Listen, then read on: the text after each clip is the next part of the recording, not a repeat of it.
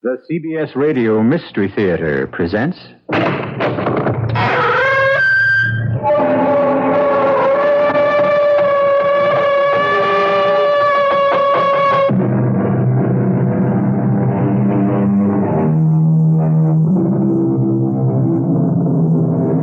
Come in. Welcome. I'm E.G. Marshall. Good to have you with us. Settle down and be comfortable. Lend us not only your ears, but your deepest concentration while we tell you a strange and macabre story. Where do you live? Peoria? Salt Lake City? Buffalo? Memphis? Huh? Where? Springfield? Manchester? Spokane? Hackensack? No, you don't live in any of those places, or in any other place that has a name. You live, each one of you, night and day, year after year, in the nameless, hidden places of your own mind. Mr. Z, who ever dreamed up the Black Room anyway? I have no idea. Somebody must have. There's always been a Black Room, Mr. K, far as I know. Hell of a place. Yes. How long do you think he'll last? Matter of days. Weeks, possibly. Then what? He'll go mad. Or die.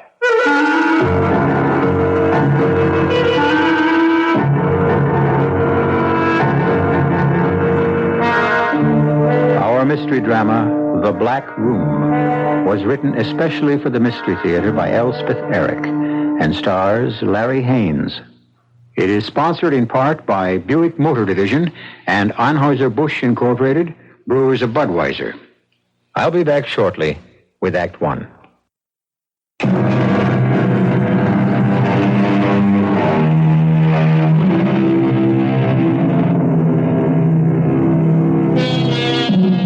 Somewhere, in some unspecified place, are three men. Three men of no particular distinction and no particular importance except to themselves.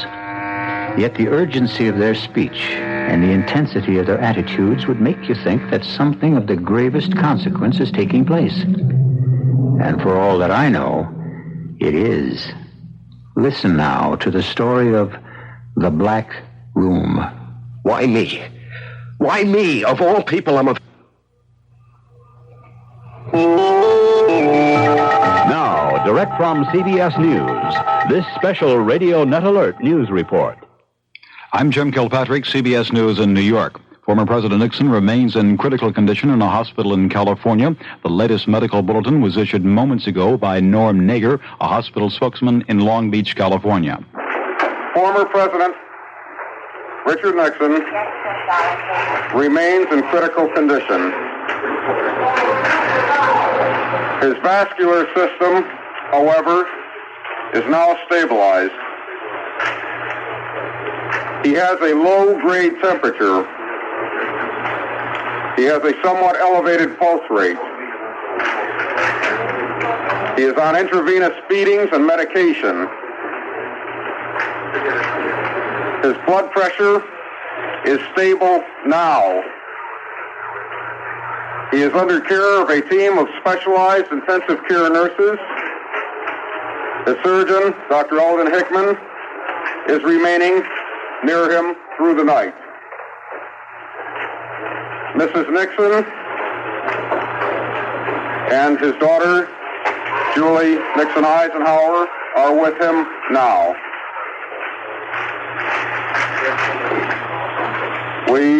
That is the end of Dr. Lundgren's statement. Barring significant developments in the night, at which point we will alert the press. The next scheduled briefing will probably be about 10 a.m., somewhere between... Norm Nager, a hospital spokesman in Long Beach, California, with the latest medical information on former President Richard Nixon. I'm Jim Kilpatrick, CBS News. And now back to the CBS Mystery Theater. Take you because we thought you unusual. Well, then, for God's sake, why?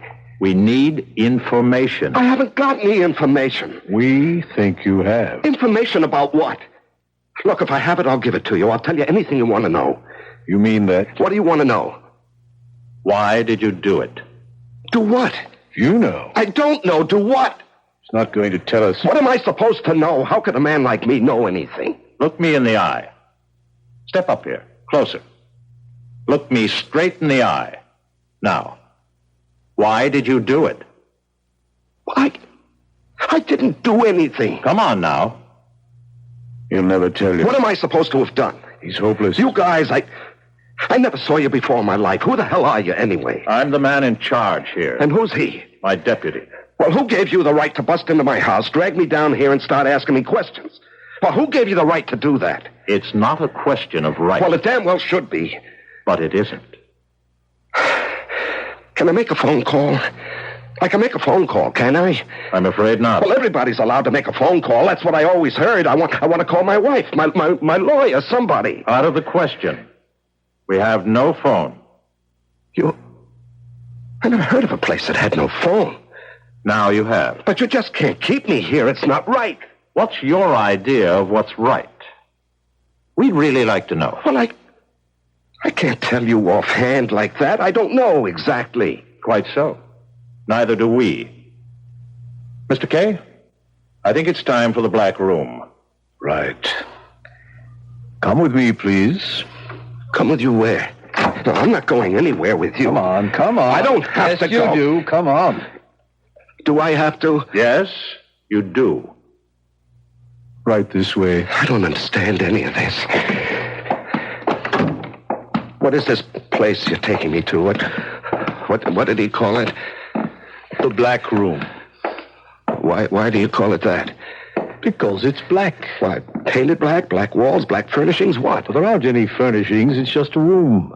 And it's black. You're putting me in solitary. You'll be alone. There we are. Step in, please. Well, I can't see a thing, nothing. It's black. That's why it's called the black room. Well, switch on the light. There is no light. Once I close this door, there'll be no light of any kind. You can't do this. Get out of my way. Now, let me... just... Help! Somebody help! Don't make help! such a fuss. Cut it out. I'm going to close this door. Are you there? Are we both in here? Well, say something. Are you here? You haven't any matches on you by any chance? Or a lighter? No. Once I go out that door, you'll be in total darkness and total silence. No light, no noise, no sound of any kind. Only what you make yourself. I don't see why. You'll be fed once a day, never at the same time. How will I know when? It'll be either before you get hungry or after you stop being hungry. You'll bring it to me? You'll find it somewhere on the floor. Well, how will I find it if I can't see it? You'll feel around till you come to it. There'll be bread and water, and once in a while, if I'm in the mood, some cheese or a piece of fruit. Okay. Got it? Will you tell the warden something for me? The who? The warden? Well, whoever he is, the keeper. Keeper? Well, you know who I mean, the man in charge. That's Mr. Z. The end of the line. Tell him what? Tell him that That you what? I've forgotten it. Well, it's a good beginning. Keep it up. Oh, wait a second, wait. What now? Let me look at the light. Look at it. Okay. That's all.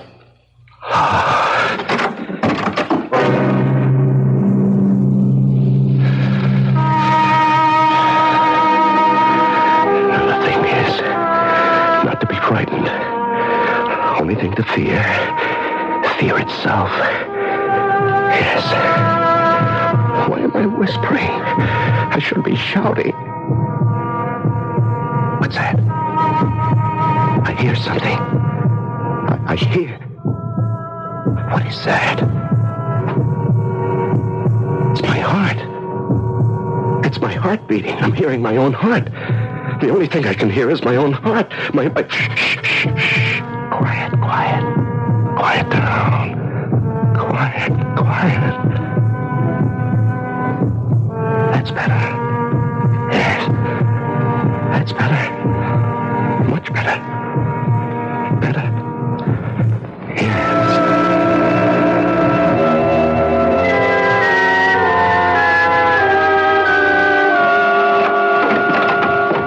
How did it go? Very routine. Good. He fussed a little. Oh? I found it necessary to step inside with him for a few seconds. No trouble, though. He went numb pretty fast. I thought he would. He wanted me to give you a message, but then he couldn't remember what it was. And he thinks you're some kind of a warden. A warden? Or a keeper.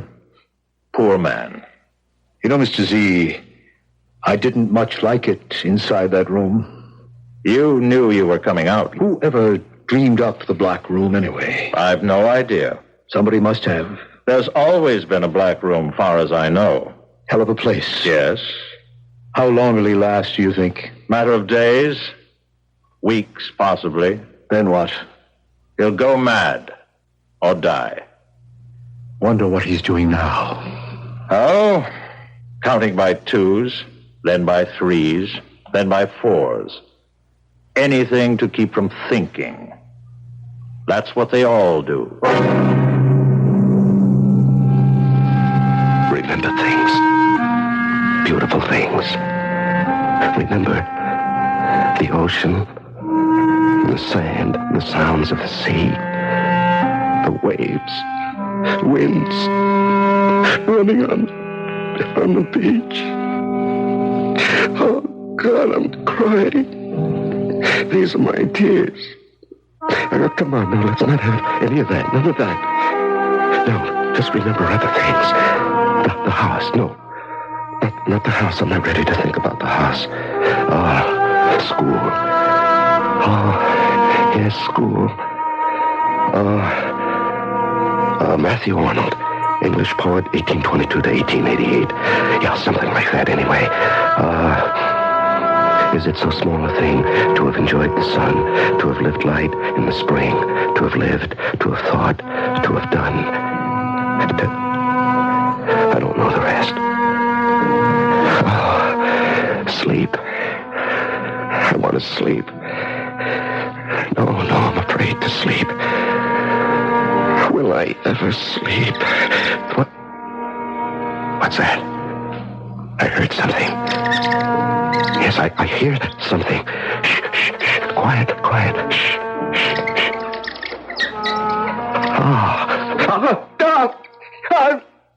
It's a rat. They've let a rat in here. I'm shut up with a rat. Where is that? Where is that rat? I'll kill it. I'll kill it with my bare hands. Where is it? Where is that? Where?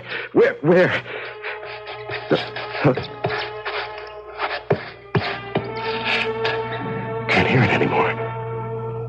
Where is that rat? Where is it hiding? What'll it do? No, that's enough of that. Just lie down on the floor. Stretch out. Just let go. What'll happen will happen. Just let it happen. That's the best way. Don't fight. Don't struggle. Just lie quiet. Empty your mind. Yes. It doesn't matter if my eyes are open or closed. Isn't that funny? They're not really funny. When I go to sleep, when my eyes close, or when they stay open. Yes, I can feel my eyelids raise themselves up. Now I feel them come down. But everything's the same. Black, just... it ran over my hand. The rat ran across my hand.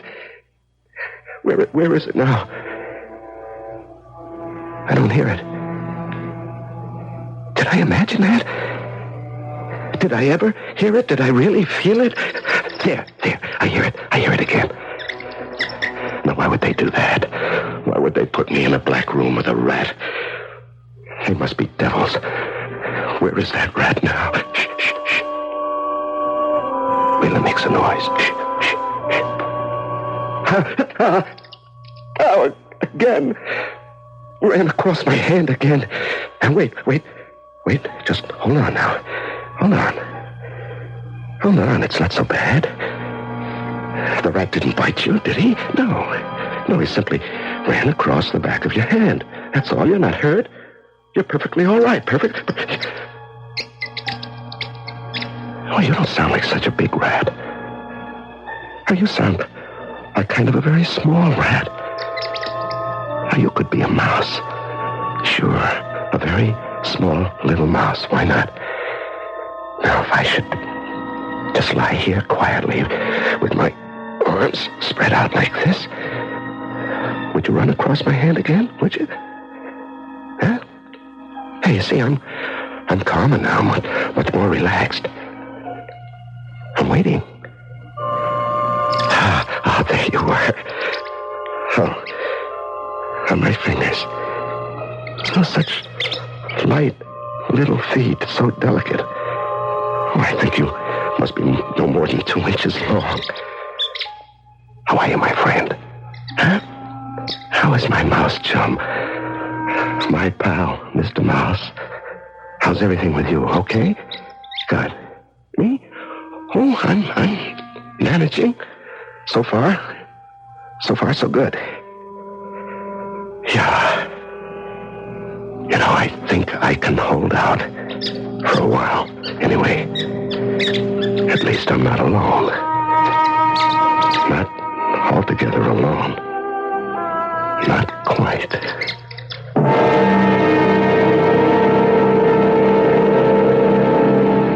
The great horror is the fear of being alone. Man will do anything, suffer anything to avoid it, and to postpone that crucial moment when, no matter what he does or what he suffers, he must face his own essential aloneness, the very last moment of his life. We'll be back shortly with Act Two.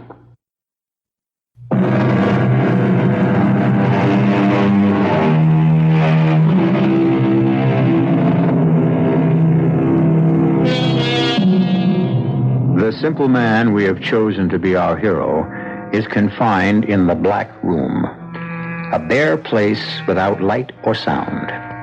But by chance or fate or the mercy of God, he has found a companion, a mouse no bigger than his thumb. This tiny creature has become his sole defense against the terrors of being alone. Sit here on my hand and let me stroke your head, Mr. Mouse. There. You like that? Tell me you do. Somehow let me know that you do. You don't know how much it would mean to me to know that I was giving pleasure to someone. That's one of the chief horrors of being cut off from everything and everyone. There's no one to serve, to help, to amuse. Yes, that sounds strange, I suppose, but I never knew till now how important it is to bring pleasure and comfort and amusement into other lives. Will I ever laugh again? That's too much to expect. Yes, I know that. I don't mind crying anymore. I cry a lot. I don't care. When I weep at the hopelessness of it all, I feel somehow it's not quite so hopeless. Now, why is that? Do you know, Mr. Mouse? Mice don't cry? Is that what you're saying? Mice take life as it comes. Yes, but men can't do that. Men rebel and struggle and suffer. Oh, yes. Yes, how they suffer. Oh, are you agreeing with me? Or are you telling me you're hungry? You know what I have for you this time? Some cheese. Yes. They left me a piece of cheese this time. I ate most of it, but there are some crumbs. And they're in the breast pocket of my shirt. Now, if you just get into my pocket, way down at the bottom. You're easy now. Don't be frightened. Now, you know I wouldn't do anything to hurt you, my little friend. There.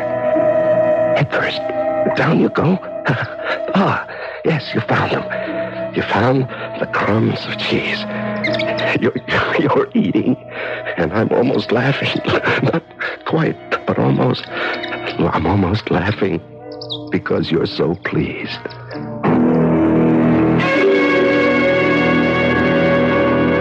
I gave him a piece of cheese this time. What for? Oh, I don't know. Just to give him a little hope, I guess. Well, if you want to drag it out. Bread and water get so monotonous. I imagine the last thing in the world that concerns him is monotony. Well, it gets monotonous for me, too.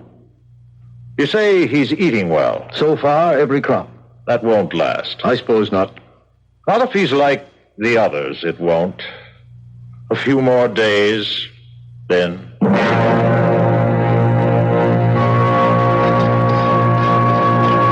Now stay out of my way, Mr. Mouse. Don't get hurt. I'm just looking for our food. Well, maybe he hasn't left it yet. Now, there hasn't been any cheese for a long time. No, I can't count the days anymore, but it's been a long time. Oh, I found it. What is this?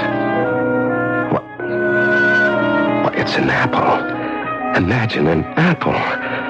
Say, I wonder, is it red or green or yellow? Perhaps I could tell by the taste. Macintosh. Or have I forgotten the taste of apples? I used to know it so well. You want some, do you? Now, wait till I bite off a piece for you. Wait, you know where it is. Come on now, you know. The pocket. It's in the pocket. That's it. Now, I can feel you move against my chest. I think I have never felt anything so comforting. Now, how did I get here? How did I come to be living in a soundless, lightless room with a friendly mouse? It's almost laughable, but I've forgotten how to laugh. But think about it. How did I arrive at this place, these circumstances? For that matter, how did I arrive at any of the places, any of the circumstances of my life? I planned, yes. Yes, I made plans. But they never seemed to work out precisely as I planned them. The marriage. It looked all right, but it wasn't quite what I meant. The job. Yes, the job seemed to be a good job, but it wasn't quite what I'd expected. The house. It was a good house, a nice house, but not quite. Oh, are you coming out of my pocket now, Mr. Mouse? You had enough? Huh? Hey, what are you doing? Are you trying to get inside my shirt? What for? What do you want? Oh, I know. To be close to me is that... Ow! Hey, what was that? What did you do? You know, I felt something... Oh, there it is again. Hey, I think you're pulling out the hairs on my chest. Is that what you're doing, Mr. Mouse? Ah, yes, you are. Now, why? Why would you do that? Not to hurt me. I know you would never hurt me. Are you playing? Are you making up a game trying to divert me from the awfulness? Yes, you're telling me it could be worse. There are things we can do. There is always something. It is never absolutely hopeless. Oh, little mouse, you're trying to make me laugh.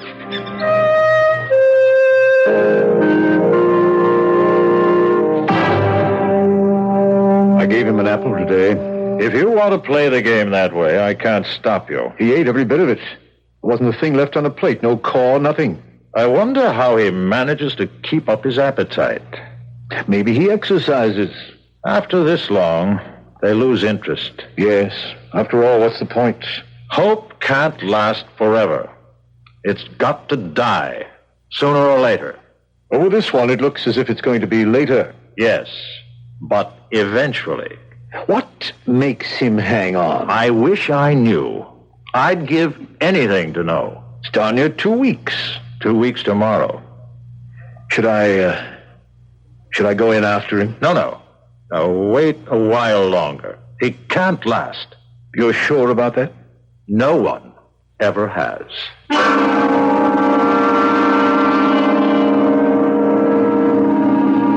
It's only breadcrumbs today. Sorry, Mr. Mouse. Hey, where are you? Mouse? Mouse, I have breadcrumbs for you in my pocket. Now, where are you? Are you here?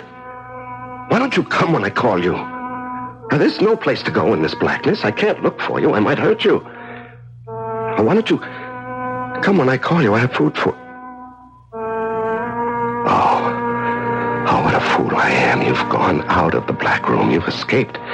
But where? How? There must be a place.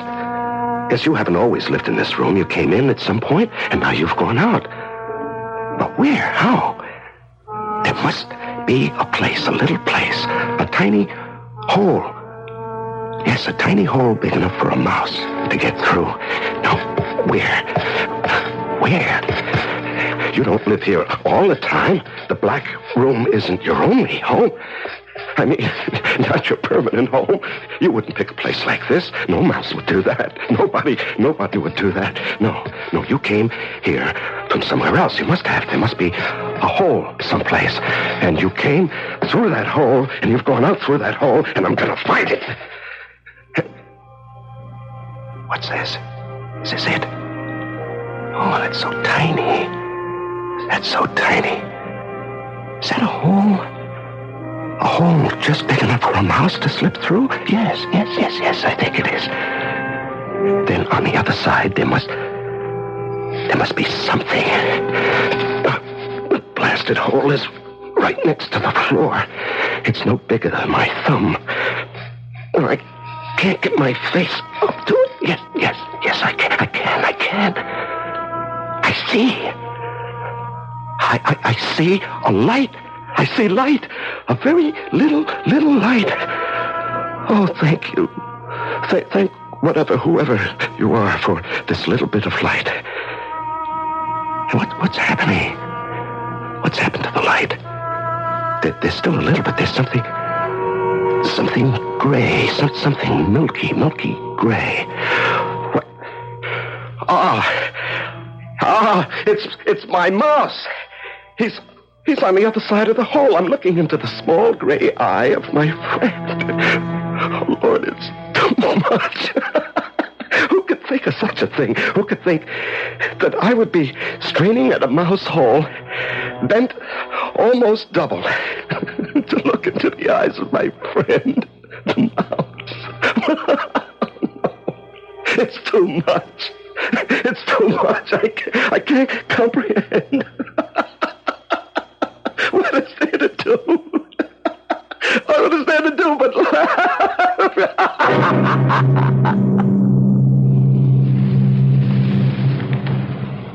He's off his feet. Hardly ate anything the last few days. So, it's starting. What's starting? The decline. I knew it would, sooner or later. Think I'll give him some fruit next time. I really don't know why you want to bother. Maybe some cheese, too.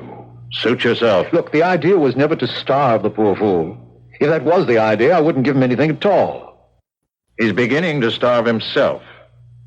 Can he do that? It's simple. Stay away from food and water. You'll be gone in a few days. No kidding. Animals know that. Well, I never knew it. There's lots of things animals know that men don't know, especially you.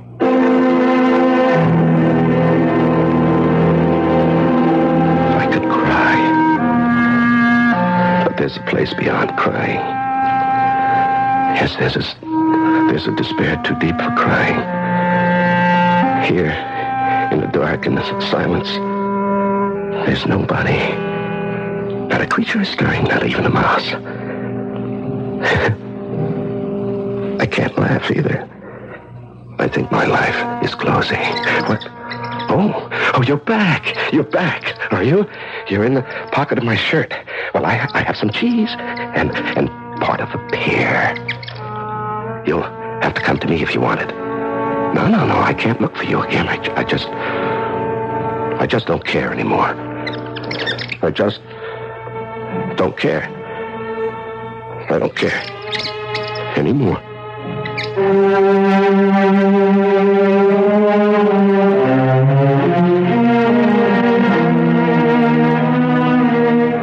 We all know it, but nobody says it. The drama of life is not in battles or elections or crimes or even in love affairs. The drama of life takes place in the dark, silent soul of every man or woman who has had the luck or the misfortune to live. We'll be back shortly with Act 3. This is WBBM Chicago, and now back to the CBS Mystery Theater.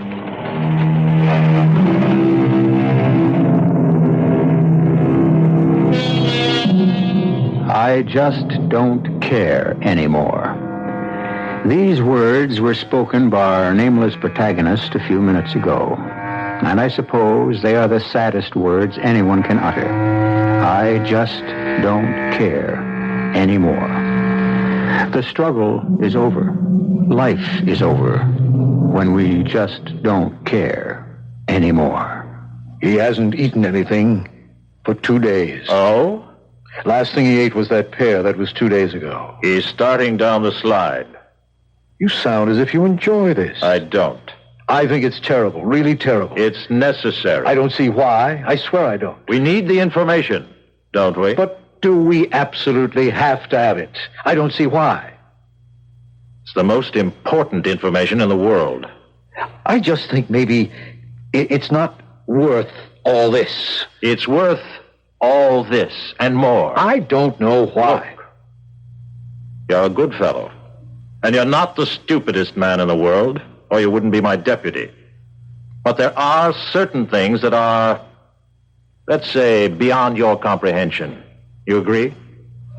I guess so. You guess so? I'm sure. I'm sure there are certain things that are beyond my comprehension. Just the same. Yes? What were you going to say? How do I know they're not beyond your comprehension, too?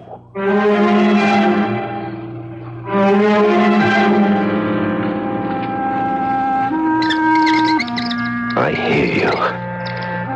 Oh, I hear you, but I don't care.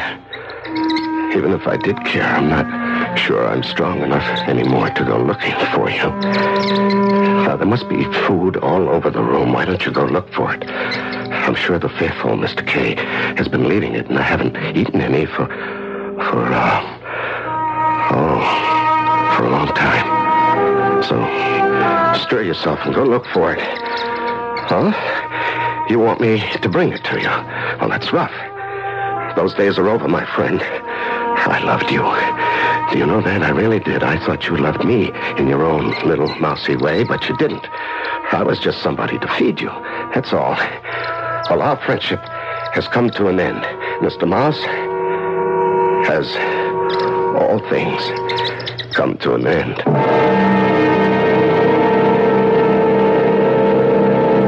He isn't drinking any water either. That's too bad. You feeling sorry for him by any chance? Now, don't start up with me, Kay. It's not like you to go soft. I'm not going soft. It's just that...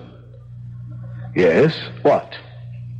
I don't know why exactly, but I had such high hopes for him. That he'd be different somehow. I really had very high hopes for that man. Well, maybe one day I'll learn. Nobody survives the Black Room. Absolutely nobody. All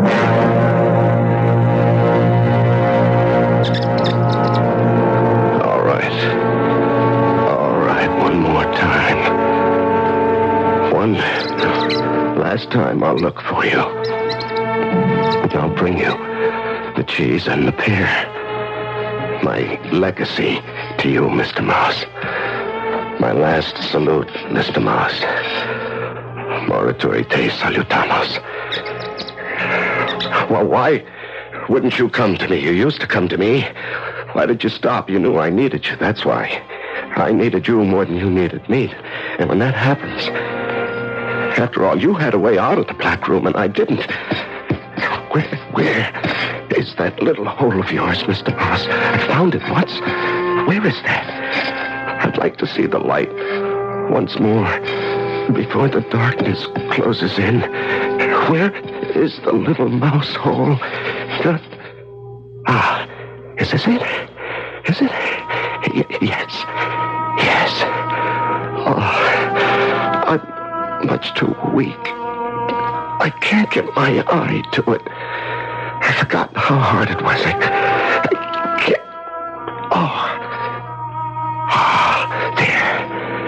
There it is. The beautiful light. That little sliver of light. A lovely light. Yes, I'm a little stronger now. I'll find you. Just keep talking, Mr. Mouse. I'll find you. I think I'm nearer. Just keep talking and I'll find you. You sound very loud. I must be close. Or is it because my hearing has become sharper? Does that happen? Does the hearing become sharper when there's nothing to hear? Yes, you're very near now. Very near. I think I can reach out and touch you. No. Oh, no, that didn't happen. I won't believe it. It happened. I won't believe that I reached out my hand and you bit me. I won't believe that. Not that, no. Oh. But it's true. Yes, it's true. There's no end to it. There's no end to the shocks and the suffering and the cruelty and the horror. No end to it. When you think you've borne it all, there's more and more and more.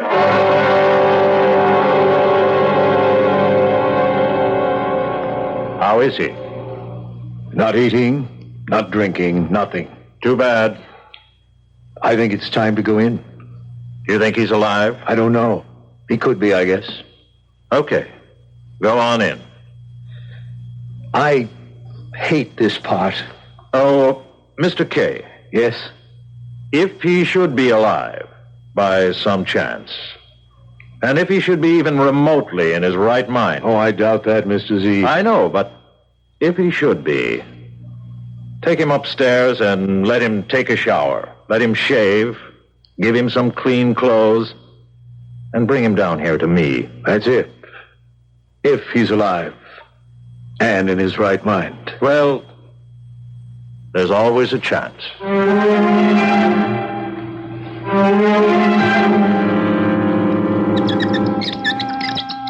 Why did you bite me? I meant you no harm. Why should you turn on me? Explain that to me. I need to know this one thing before I die. Here, look. Here's what I brought you. See? 3 little pieces of cheese. And I'll put them down right here. You know what? Do you know what? I could kill you if I wanted to, but I don't want to. Now, for a little while, you kept me from going mad. And for that, I'm grateful. Yes. So, go on. Go on, bite me if you want to. I won't mind. Go ahead. You're not saying anything, Mr. Mouse. Are you still here? Or did you run away? Did you run to your mouse hole? Did you run through to the other side to live in the light, in the beautiful light? Or are you still here? Why don't you say something? Now, what's this? Is that you? Is this your little furry body? Huh? Yes. Wait, no. No. What is that? Oh, no. Oh, that can't be. 1, 2, 3, 4. Why? Oh, you're not Mr. Mouse at all. You're Mrs. Mouse. You're Mother Mouse. 4, 5, baby. 5? How many? Oh, yes, you were afraid I might hurt them. That's why you bit my hand. Yes, I understand. But now you trust me. Now you know. Oh, Mother Mouse. My beautiful little Mother Mouse. My dear, dear friend. Do you know I'm crying again? And my tears are falling on you and on your children. What? I came to get you. What? Come on. You can see your way to the door, can't you? Yes. Well, come on. Nothing like a shave and a shower, am I right? I think you've lost a little weight, a few pounds. Oh, here. I brought you some clean socks. I hope they're the right size. I had to guess. You care to weigh yourself? There's some scales over there. Oh, thank you. Well, the rations were pretty thin, I know that. Now, how did you like the fruit? What? The fruit I left for you, and the cheese. Did you like it? Very much. I thought you would. Hey, don't put that shirt back on. I brought you a clean one.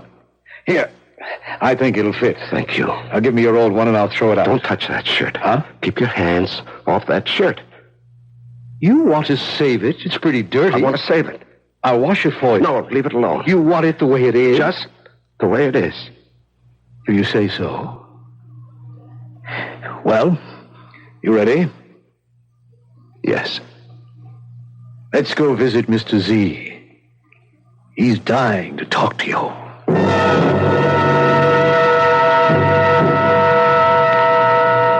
You look rather well. Surprisingly well. Please, sit down. I'm glad to see you. Are you really? Yes, really.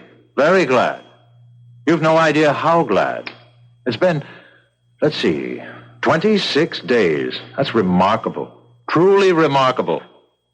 Tell me something, if you can. How did you do it? How does a man survive 26 days in the Black Room? Can you tell me? I really want to know. What does a man need to have to come out of there intact? He needs to care for some living soul.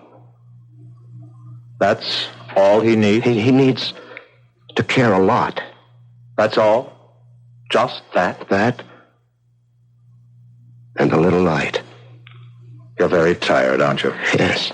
It's been quite an ordeal. Oh, yes. We'd like to give you a complete physical examination before you go, if you don't mind. I can go? Also psychiatric testing. And then I can go? One other thing. Oh. And what's that? After we've completed the examinations, would you be so kind, sir, as to address a few words to the membership? Not a long speech. We wouldn't expect that. But if you'd expand a little on what you've told me Now, here. wait a moment. What membership? Don't you know? How am I supposed to know? I thought you'd guess. Is this a club? Some kind of a cult? Not precisely a club. Certainly not a cult. Well, then what is it? Who are the members? People in trouble. Troubled people. But that's practically everybody. Quite so. Yes. Will you talk to them, sir? They'd be ever so grateful. Then you can go home.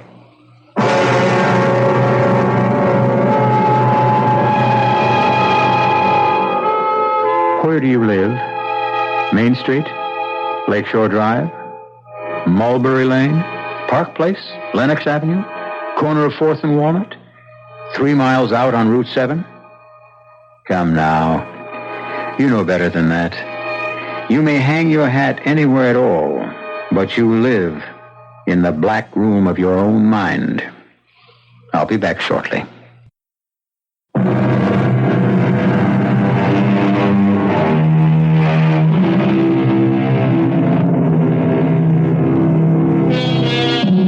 Has our little story depressed you?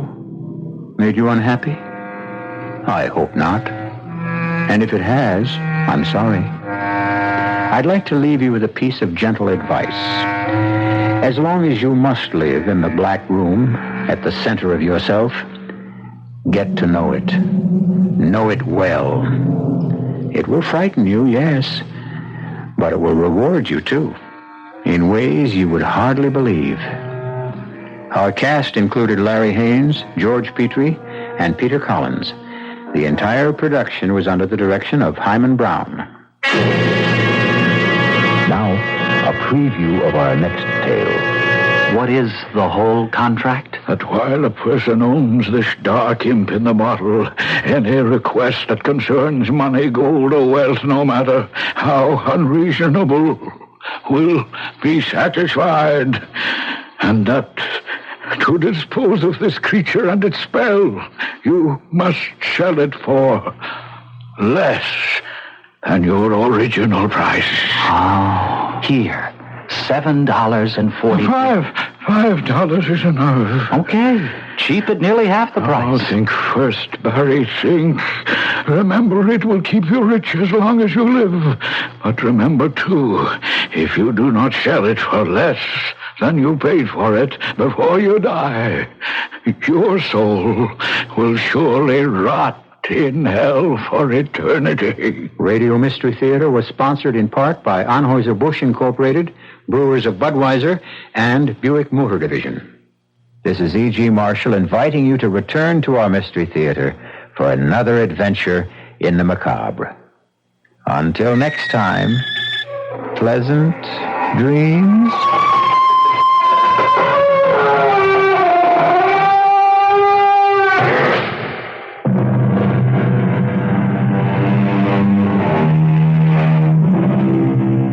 WBBM News Time, 11:25. CBS News after this. The CBS Radio Mystery Theater presents...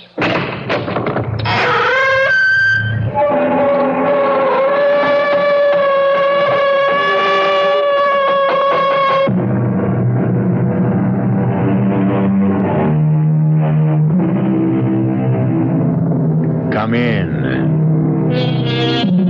Welcome. I'm E.G. Marshall. For most of us, is there any more alluring form of minor masochism than the good old-fashioned ghost story? The icy fingers running shivering shocks up and down the spine, playing that fascinating dichotomy of, this might have been me, but, oh, thank the Lord it wasn't.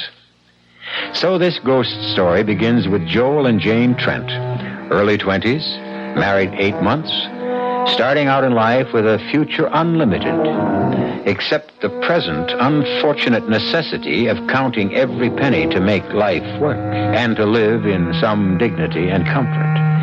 And then, the fabulous break, or what seemed the fabulous break, that marvelous ad in the classified section of the Sunday Chronicle. Joel, I found us a home. Are you listening? All ears. Eminently desirable, 2 bedrooms and bath for the right couple. Fully furnished, sublet for at least 2 years.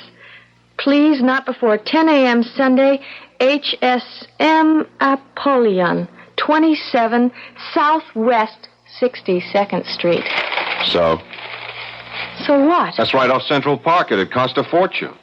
I saved the best for the last. Rent, $200 a month. 1 month security. There's got to be something wrong with it. Why? It's too cheap. Does that mean we can't look at it? No, we'll be there on the dot, fighting the line. What have we got to lose? What indeed? And don't be afraid of a crowd.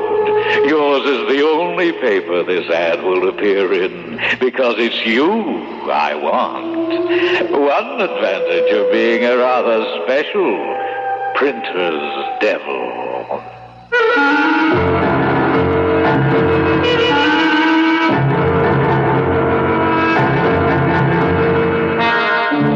Our mystery drama, The Real Printer's Devil, was written especially for the Mystery Theater by Ian Martin and stars Paul Hecht and Jada Rowland. It is sponsored in part by Sign-Off, the sinus medicines, and new sugar-free diet 7-Up. I'll be back shortly with Act 1.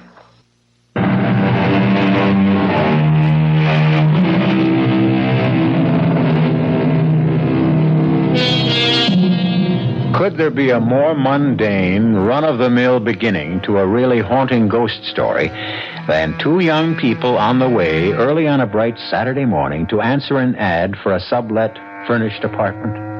But such an apartment.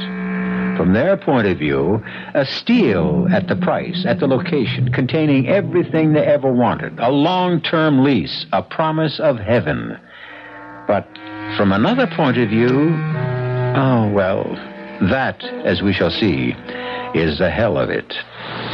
The rooms will be small. So, how big are we? It'll be crawling with cockroaches. My best friend's uncle's cousin is an exterminator. It did say 2 bedrooms, didn't it? That's what it said. The second one is probably just a walk-in closet. So, I'll build a fresh air duct to it. A crib doesn't take all that much floor space. Oh, hold it. What's the matter? The baby didn't... No, the baby didn't do anything. It's me. Oh, the way my tummy's revolving, it's lucky there aren't 3 of us here already instead of 2. I'm scared. Of what? Look, 62nd Street. This is the corner. Supposing it really smells. Supposing the price was a misprint. Supposing the John's out in the hall.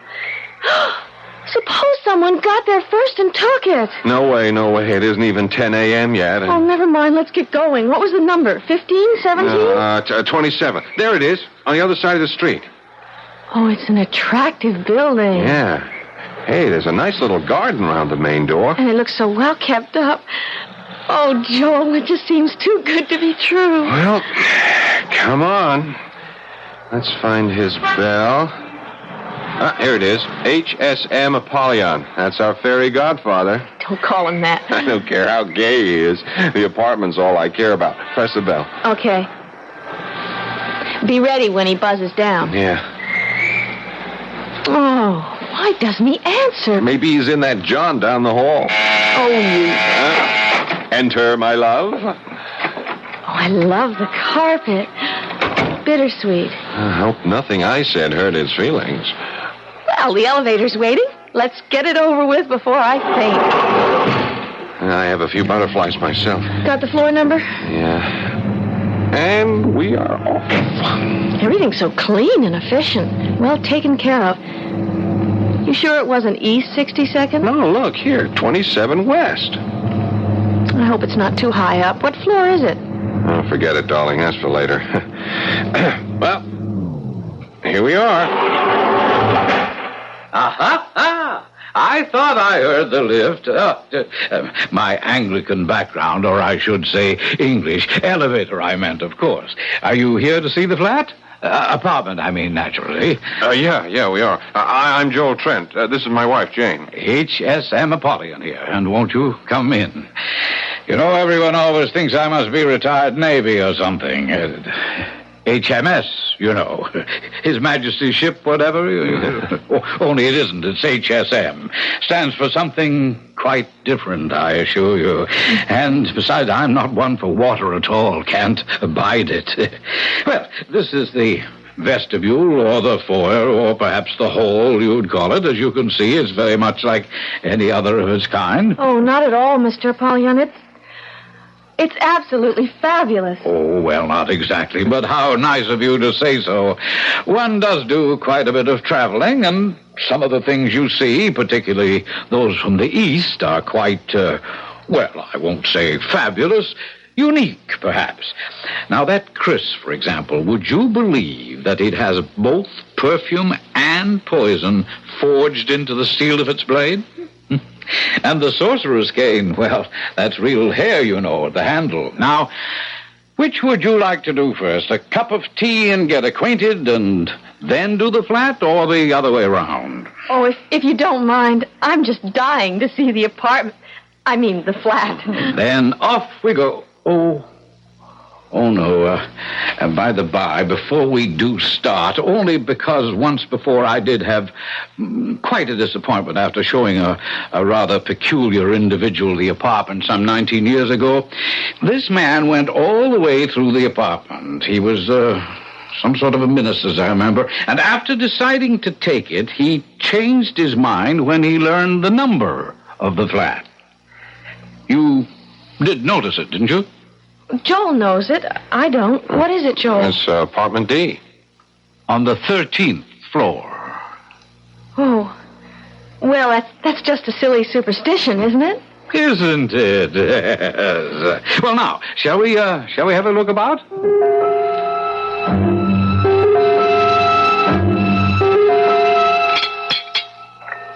Do you take sugar with your tea, Mrs. Trent? 1 lump, please. But really... Mr. Trent, or would you prefer something stronger? No, tea's just great. 2. Lumps, I mean. How about milk, Mrs. Trent? No, thanks. Neither of us. But really, mister, Polly, and this is awfully kind of you, but we must be holding you up. I'm sure there'll be loads of other people in answer to your ad. Well, they're not here yet, so we can enjoy our tea, eh? Besides, my dear, I have a sneaking suspicion that... your cup, Mr. Trent. That not so many people are going to turn up in answer to the ad. For a dream apartment like this, I can't believe that. I was surprised there wasn't a line a mile long. Well, how nice both of you are. You know, I've really taken quite a fancy to you. That's very sweet of you. Yeah, thanks a lot. It's so difficult today to find young people with all the good old-fashioned virtues. What am I saying? It's been very difficult for generations. So for my purpose, you're quite ideal. I don't quite understand. Oh, I thought I'd made myself quite clear. You're just the people I want in my apartment. That is, of course, if you're interested. And if there's anything I can do to make it more attractive to you. Attractive? Well, the whole place is just a dream. It's the sort of place Joel and I made up dreams about living in after saving everything we could make for the next 10 or 20 years. And now to think that at a price we can afford, we can start living that way right now. Oh, dear me, now, I didn't mean to upset her. She's only crying because she's so happy. You see, you got to excuse her. It says in the book that women in her condition sort of... Oh, Joel. Oh, it just slipped out, Jane. Women in... We just thought we'd have trouble finding something we could afford, and we wanted to have plenty of time. Aunt Gertrude's place in Mount Vernon just doesn't have room for all of us now, let alone... Why, you're going to have a baby. Well, now, isn't that nice? My congratulations. It's a sort of a bonus in a way. You mean you don't mind babies? Mind? I love them, just adore them. You can't know how much extra pleasure they afford me. Oh, gee, that's great. What did you mean, a sort of bonus? Oh, that. Why, to think of being able to use the crib and the baby bath and all those things I once bought for a tenant and his wife and baby who were unfortunately lost in a plane crash on the very day they were to move in. How awful. Yes, snatched away from me at the last moment. Oh, I don't mean that the way it sounds. You see, I'd grown almost as fond of them as I have of you. Now, we must get down to business. I'll have the bed taken out of the small bedroom and set up the crib for you. And when could you move in? Why, the sooner the better. At your convenience, of course. Oh, if I told you my convenience, my dears, I'm sure I would shock you. Try me. Well, today. This minute, this afternoon. If at all possible, not later than 6 o'clock. You shocked me. I know the ad said immediate occupancy, but I wasn't quite expecting let me explain. I had a tenant, you see, a most interesting man, a sort of a Billy Sunday, you might say. Fascinating challenge. Challenge? Oh, well, I shouldn't admit it, but I feel I know you both so well, even after the short acquaintance. Do you know, I've traveled a great deal, and I've never been able to resist the inordinately evil things that men have dreamed up as the centuries went rolling by. The grimoires, the devices of the Inquisition, our own New Englanders. Well, I bought all sorts of quite horrible things. Pictures, instruments, statues, charms, and so forth. I keep them all hidden away in that big closet at the end of the hall. Oh, that's the only thing that's off limits, by the way. I keep it locked. Oh, that would be perfectly all right. There's plenty of other closet space. And you wouldn't be interested in this awful stuff anyway. As I said, this man was a minister, so I thought I'd really give him a start. So, I replaced everything and hung up all this perfectly awful stuff. Oh, quite bone-chilling and terribly evil. But why? Well, I wanted to see his reaction, so I thought I'd scare him off. And naturally, you did. Good gracious, no, he loved it. Couldn't wait to move in. But someone greater than us solved the problem. Unfortunately, he was taken from us with a heart attack. Oh, the poor man. Yes, actually, he never realized how fortunate he was. But I didn't mean to depress you. Let's get back to all the fun and practical things. Now, I have some urgent business in the Near East, and I've booked an overnight plane for tonight. If I could possibly make that. Joel, there's no reason why not, is there? You have the money. Yeah. And we'd have the time to run up to Mount Vernon and back and get enough clothes to settle in. Then we could bring the rest later. Well, I guess it might be arranged. By the way, what business are you in, Mr. Apollyon? Oh, that's a little difficult to explain. Rather like the import and export business. Oh, you deal in objet d'art. In a sense, yes, but perhaps a better word would be subjects. But to get back to our business, if you have the rent and the security with you, we'll exchange them for the keys and sign the leases, give you a thorough briefing on the entire apartment, and then I can be off just as soon as you return. Well, Mr. Joel... Oh, forgive me, but at my age, I think I can take the liberty to use your first name. I'm a rich old man with no children, and money is no object to me. Now, if the rent is too high... $200 a month for a 2-bedroom apartment furnished like a palace? Why, it's... Hush, hush, hush, hush, hush, hush. Now, it's all I want from the right people. Besides, there is one little catch to the whole thing. Oh, dear, I hope it won't prove too much of a problem. Catch? Yes, I'm afraid so. Are you by any chance afraid of cats, Jane? Cats? No, I love them. So does Joel. In fact, we've been thinking of getting one. Oh, well, now that is a relief. You have one. And such a cat. Pure Abyssinian and the delight of my life. He's the only reason I must always find just the right tenants. Can we meet him? He might not like us. Oh, have no fear about that. Smokey, that's his name. Smokey, he loves everyone. Well, where is he? I'm dying to see him. At the moment, he's at Le Chasseron, being attended with loving care by Pierre and Christophe, so he will look his very best for his new conquests. Conquests? You, my dear. Oh, I promise you he will win your heart and soul when you meet him on your return.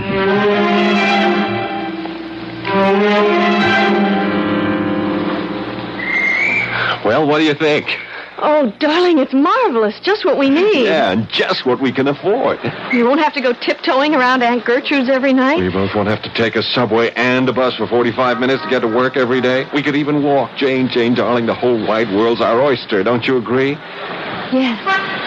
Yeah, but something is bothering you. Oh, I know it's silly. It's just that 13. Why couldn't it have been 12 or 14 or any other number? Now, you're not going to let something silly like that bother you. You know how superstitious I am. I just have such a funny feeling. Maybe it's the number made it so cheap. Maybe we ought to be grateful. I sure hope we're going to be. I guess we're in it now. Jane, you and me just made the damnedest deal in the world.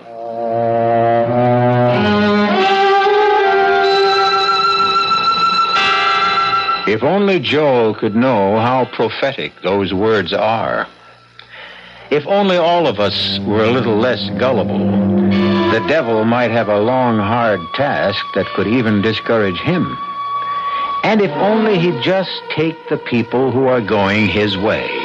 Why is he driven to tempt and maneuver and triumph by winning the others by artifice and indirection? Is it because he was once an angel, and when Lucifer fell, in his own shame, he must drag the rest of the world into the pit with him? I'll return in a moment with Act 2. Warm night in Chicago, 79 degrees right now at Midway Airport, getting up to 93 for the day Thursday. In the fourth period of play, 22-22, Jacksonville and the Chicago Fire are tied up.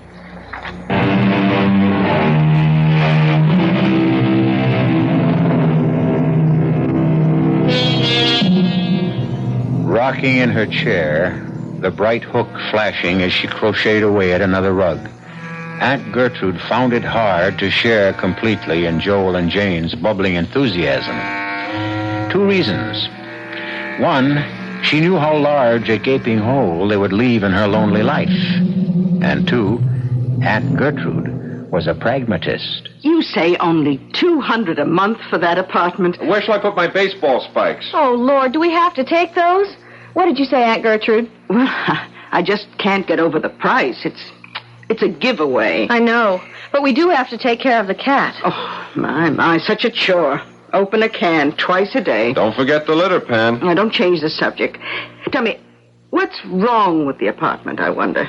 There's something fishy. Auntie, you had Bob Anderson go over the lease with a fine-tooth comb. And he's a real estate lawyer. Oh, I'm quite satisfied with all the legal aspects. It's just, I don't know, something else gives me a funny twinge in the left shoulder blade. Used to be a kind of storm warning.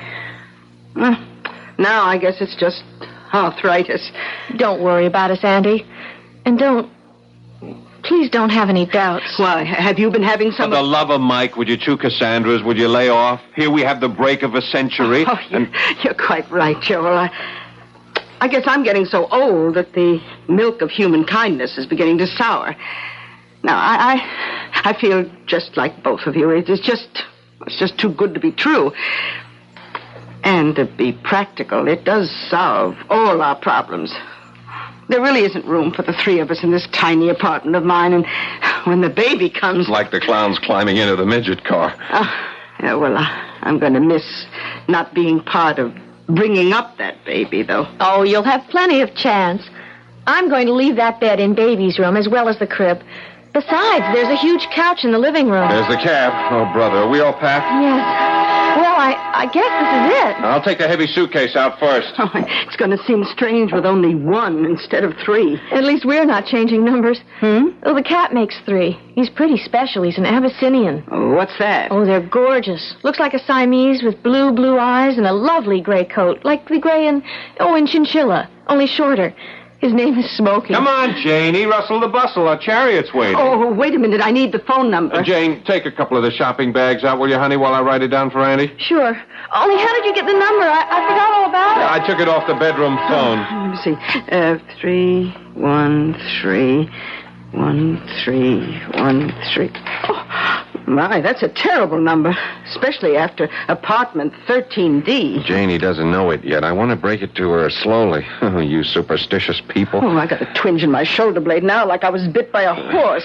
Who was bit by a horse? No one, dear. Come on. Grab the rest of this gear before our impatient hacky runs out on us. Come on, be right out. Oh, Jane, I'm going to miss you. Oh, me too. So will Joel. What the heck? It's not the last time we'll be seeing each other.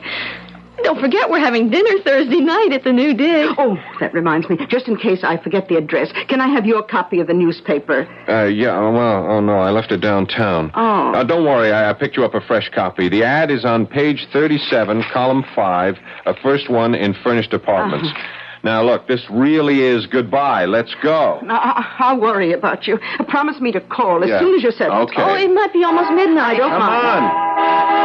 Now, that's the last call. It sounds like the trump of doom. Oh, right. Goodbye, Goodbye, darling. Anchor. We'll call you. Don't worry. All right, dear. Oh, I better get that address written down before I forget. Now, let's see.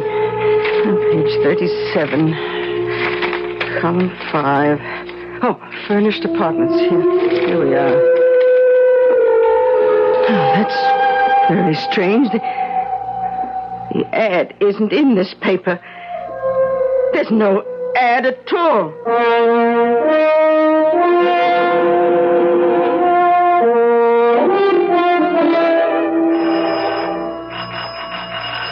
Well, he didn't answer downstairs, and we have to let ourselves into the building. Maybe he's off getting old Smoky. Well, then I guess we should just use our keys and go right in. Well, that's what we paid the rent for. You want the honor? Oh, no, I'm terrified to let go of this bag with the eggs in it. You open the lock. Okay, here goes. I guess we need the bottom one, too. Yeah.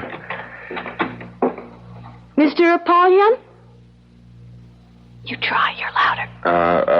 Mr. Apollyon? Oh, look. It must be Smokey. Hey, Smokey boy.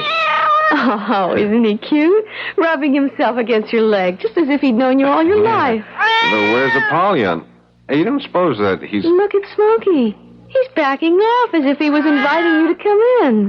Look, leave the rest of the gear here. You dump that stuff in the kitchen while I look through the rest of the house.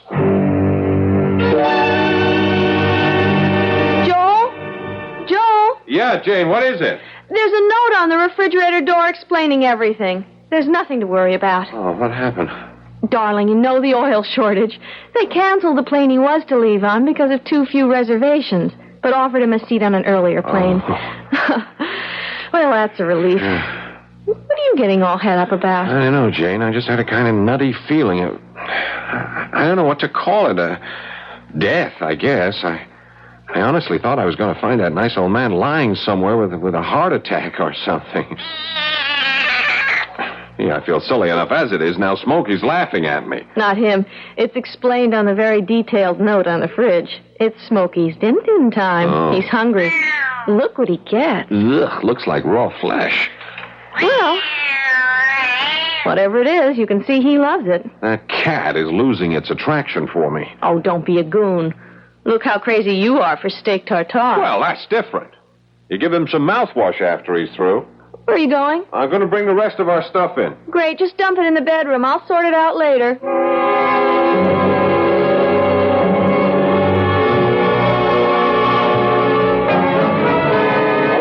that was a wonderful dinner.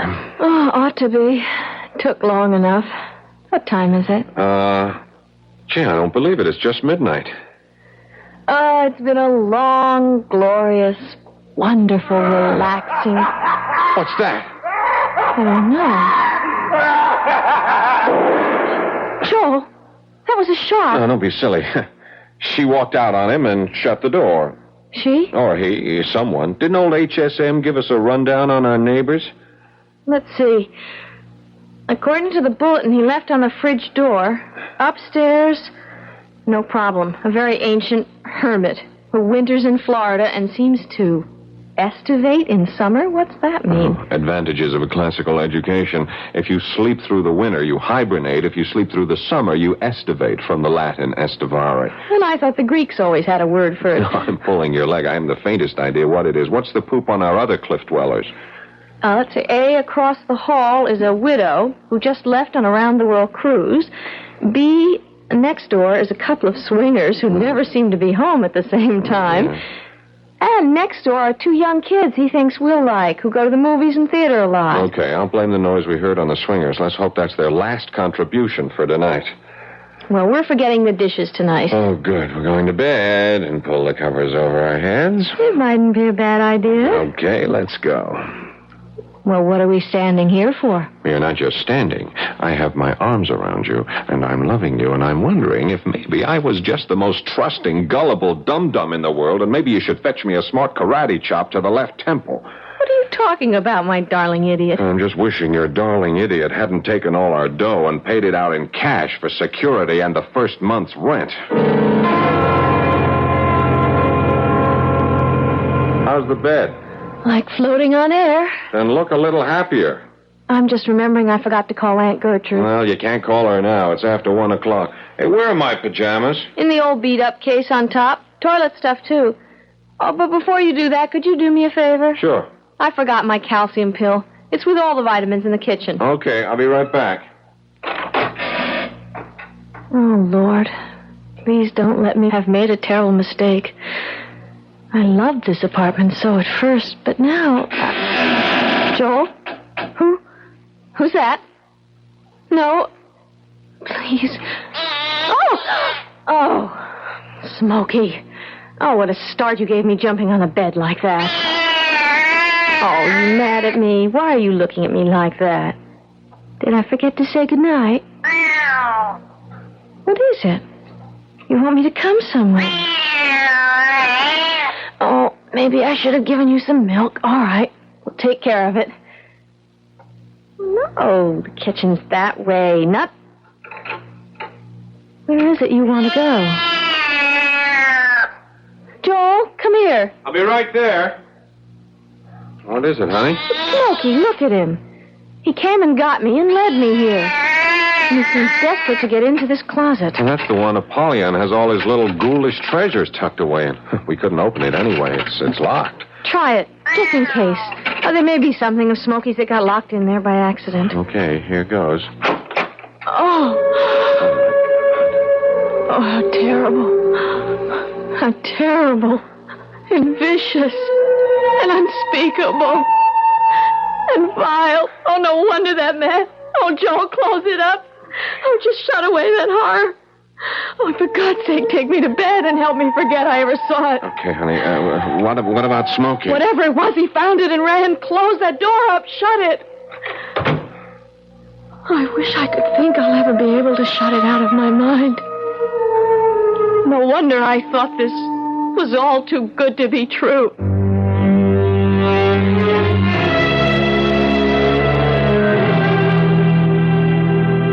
Too good to be true? Better to interpolate and make it read, too true to be good. Poor Jane and Joel. But how were such simple, ordinary people to know the language of black magic, or that HSM Apollyon is only a synonym for the more familiar and deadly spirit we usually call the devil? I'll be back shortly with Act 3. This is WBBM Chicago. The Chicago Fire won tonight here at Soldier Field, beating Jacksonville 25-22.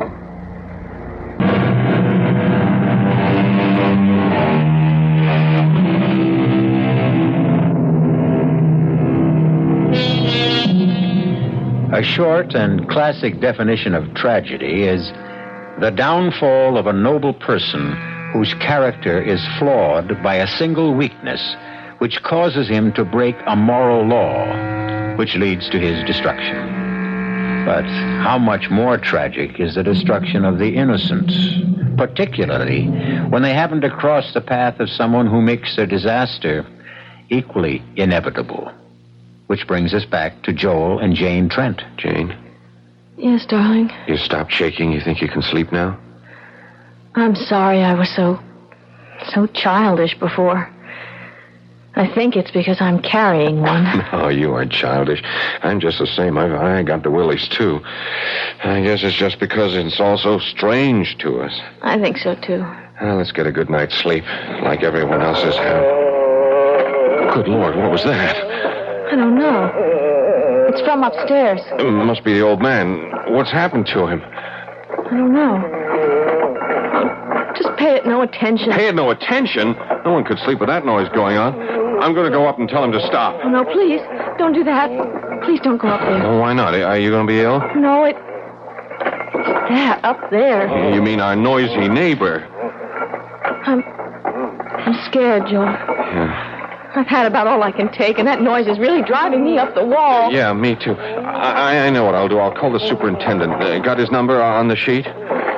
No. Wouldn't you know it's the one thing he left off? It's just his apartment number, 1A. Oh, yeah. Look, I'll take a run down in the elevator and get him to come back up and see what's going on up there. Will you be all right alone? Yes. No. Oh, Joel, I don't know what's the matter with me. I'm not usually like this. I don't know what's got into me. I do. What? My son and heir. Oh, you male chauvinist. Just because she's carrying a baby doesn't mean a woman has to act like one. I'm sorry. I know, honey. Look, I'll tell you what. I'll just take the elevator up there, and I'll find out what's going on myself. Oh, no, you don't. You don't know what you'd be getting into. Go get the super. His name is Bill Josephs, 1A. All right. Okay. I gotta stop that somehow. Oh, well, here's your protector standing guard by the door. Go on in, Smokey. Keep Mrs. Trent company. I'll be right back.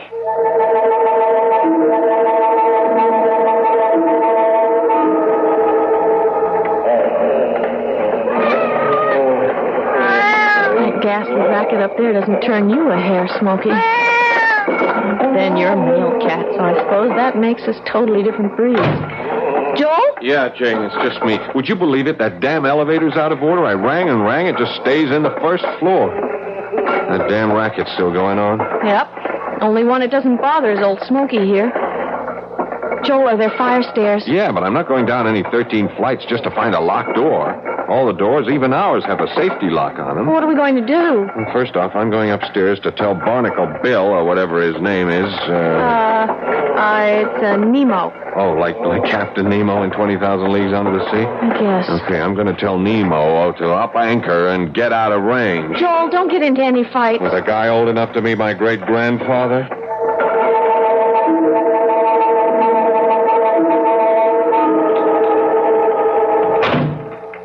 Joel? Yeah, it's okay. It's me, Jane. Half a sec.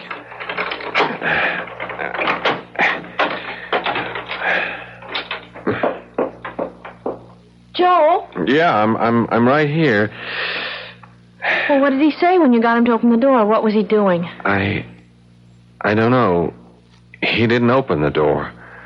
Why? Look, I don't know how to tell you this, Jane. Well, just tell me anyway, but tell me. What is it? Well, I took some newspaper with me to wedge the door so I wouldn't get trapped. I fixed ours.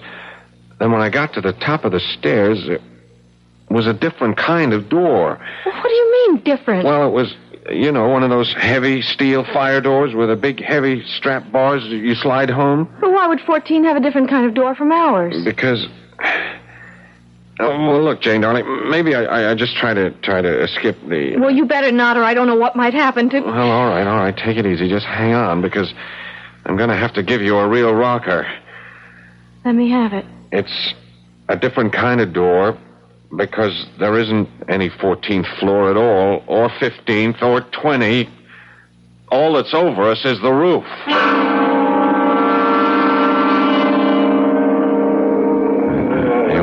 Dear. What's that you've been giving me? Oh, brandy. I had a good jolt myself. The sound, it's still there. That's right. What causes it? Something loose up there on the roof? No, I searched it thoroughly. It's not coming from the roof. Then where? The neighbors? I checked that out. Whatever other lies Mr. Apollyon told us, there isn't anyone in any of the apartments on this floor.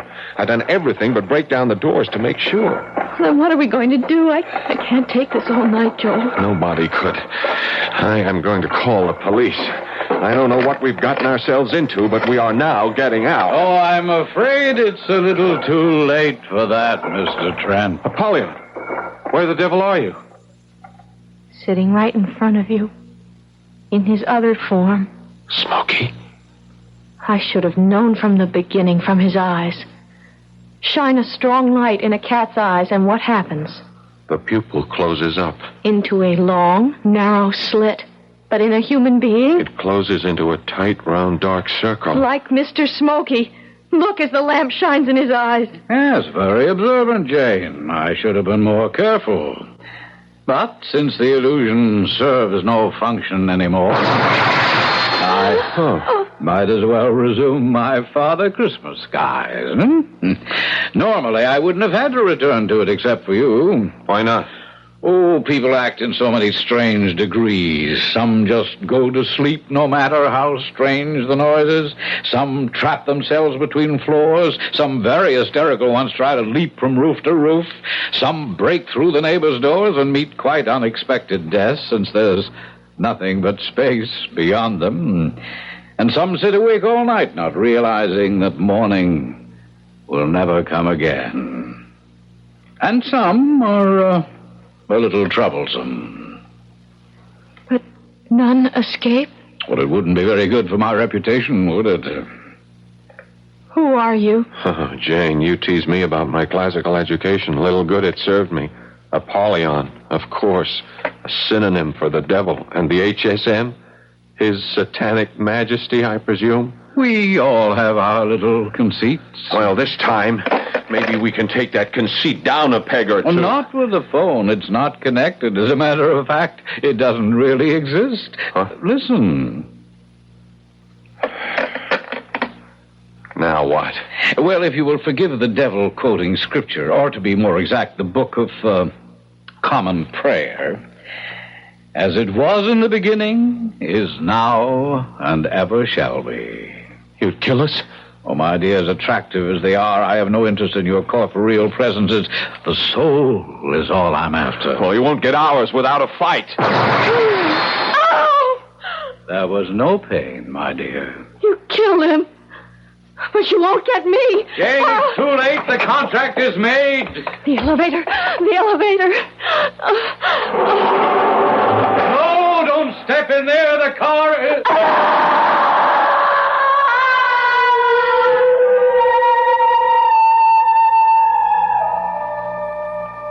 Now, why didn't she wait for me to tell her the car was still on the first floor? Poor, crushed little sparrow. But what matter? The bodies live and die in the blink of time's eyelid. The soul is what lives forever. No time to waste philosophizing. Tomorrow is another equally busy day. A quick general cleanup, and then the ad must be sneaked into that one right paper so the Smithers will get it. I wonder what the New York Chronicle would have to say if they knew that they had a real printer's devil.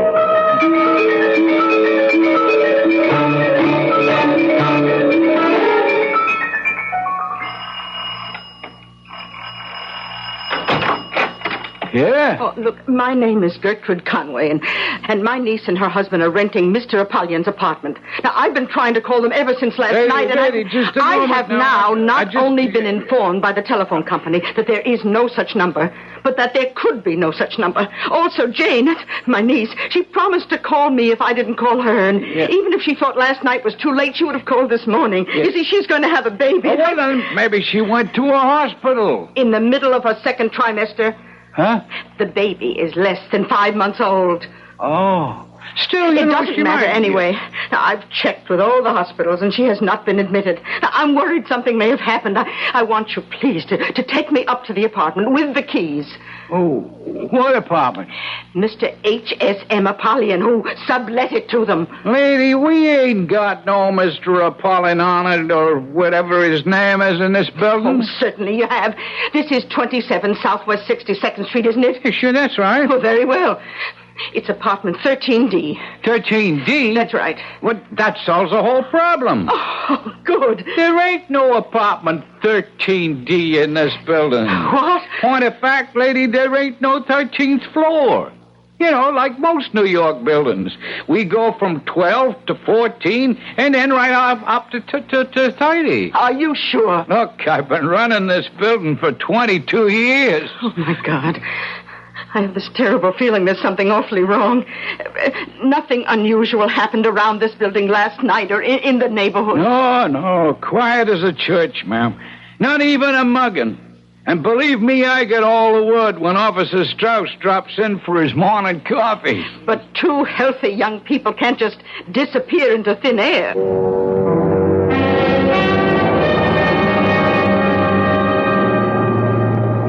What was the floor, George?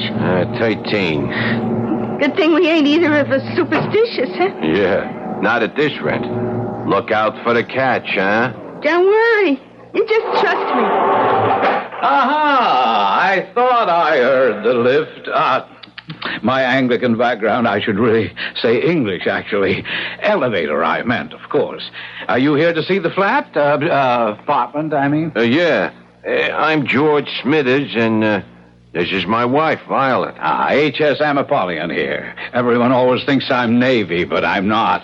It isn't H.M.S., you see. H.S.M. stands for something quite different. Oh, yeah. Well, do come along in. I'm sure you're dying to see the apartment, and I can promise you I won't disappoint you.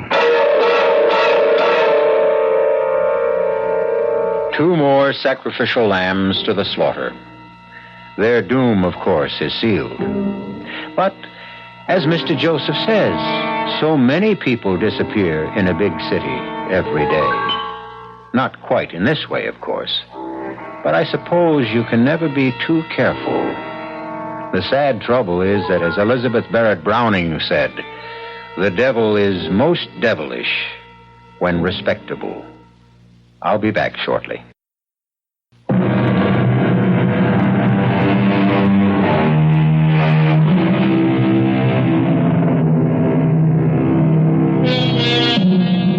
caveat emptor, the Latin phrase which says, let the buyer beware. This is true of all advertisements, of course, and the tighter the economy gets, the more the buyer should beware. But we wouldn't want to suggest you need fear the kind of ad we have featured tonight. In the beginning, we promised you a spine-tingling ghost story, which featured the two phrases, too good to be true and too true to be good. As a good night, we just like to suggest it was all in fun. And even if it wasn't true, we hope you found it good. Our cast included Jada Rowland, Paul Hecht, Ian Martin, and Bryna Rayburn. The entire production was under the direction of Hyman Brown. Now, a preview of our next tale. We've been married for 20 years, happily married. But you can't throw years away like old shoes. Destroy everything we've built together. Everything we've come to mean to each other. I'm powerless to do anything else. Well, I am not. What do you mean? I mean that you're suffering from some sort of aberration. You're sick, Norman. Mentally sick. And I am not letting you do anything as stupid, as disastrous as marrying that girl. I will not divorce you, Norman. Agnes. No, Norman. In a few months, it'll all be over. This sudden romance of yours will be dead. Stone cold dead. No. In a few months, I will be stone cold dead. Radio Mystery Theater was sponsored in part by Buick Motor Division and Anheuser-Busch Incorporated, Brewers of Budweiser. This is E.G. Marshall inviting you to return to our Mystery Theater for another adventure in the macabre. Until next time, pleasant dreams.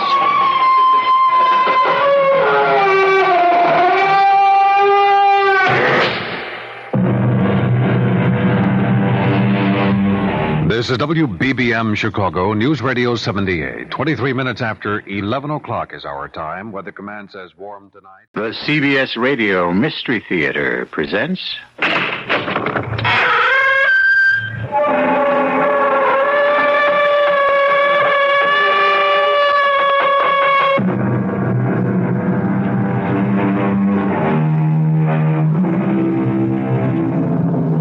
Come in. Welcome. I'm E.G. Marshall. Has it ever occurred to you to have yourself put into a frozen sleep when you die so that you may return someday in the future? This is a bone-chilling tale, if you'll excuse the pun, that concerns the science of cryogenics, that branch of physics which deals with low temperatures, the hypothermic range in which more and more people are having their bodies frozen after death in the hope of reincarnation someday in the future. All right. Close the casket. No, please, one moment. Mr. Richard, I don't want to lose any more refrigeration than we have already lost. All right. All right, Doctor, do what you must. Very well. That's it, Mr. Richard. We have done all that human hands can do. From now on, the computer takes over.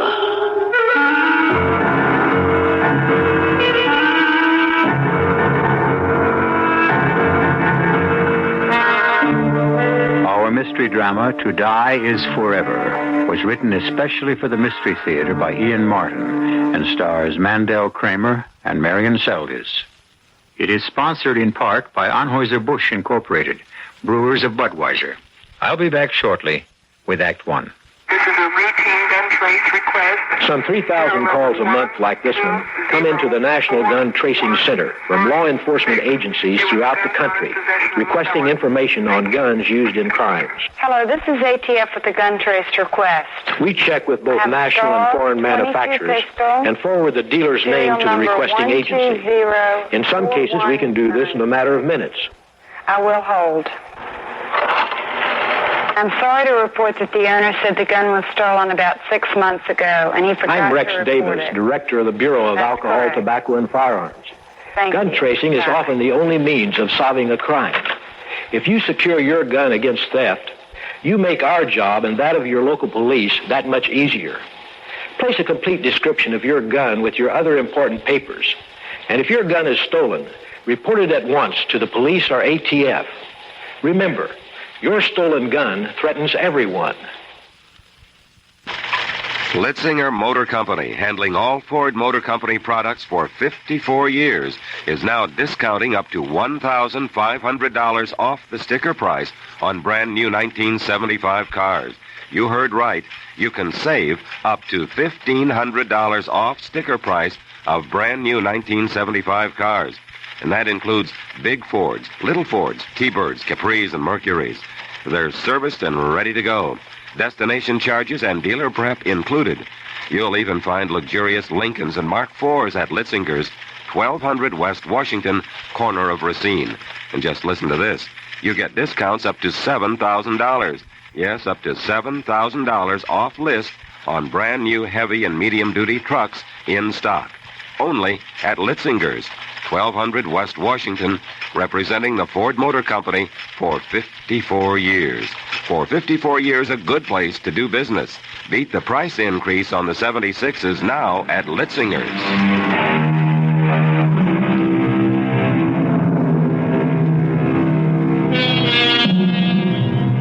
The island looms high out of the sea like a mailed fist. Between it and the mainland, massive riptides whip the calmest sea to whitewater.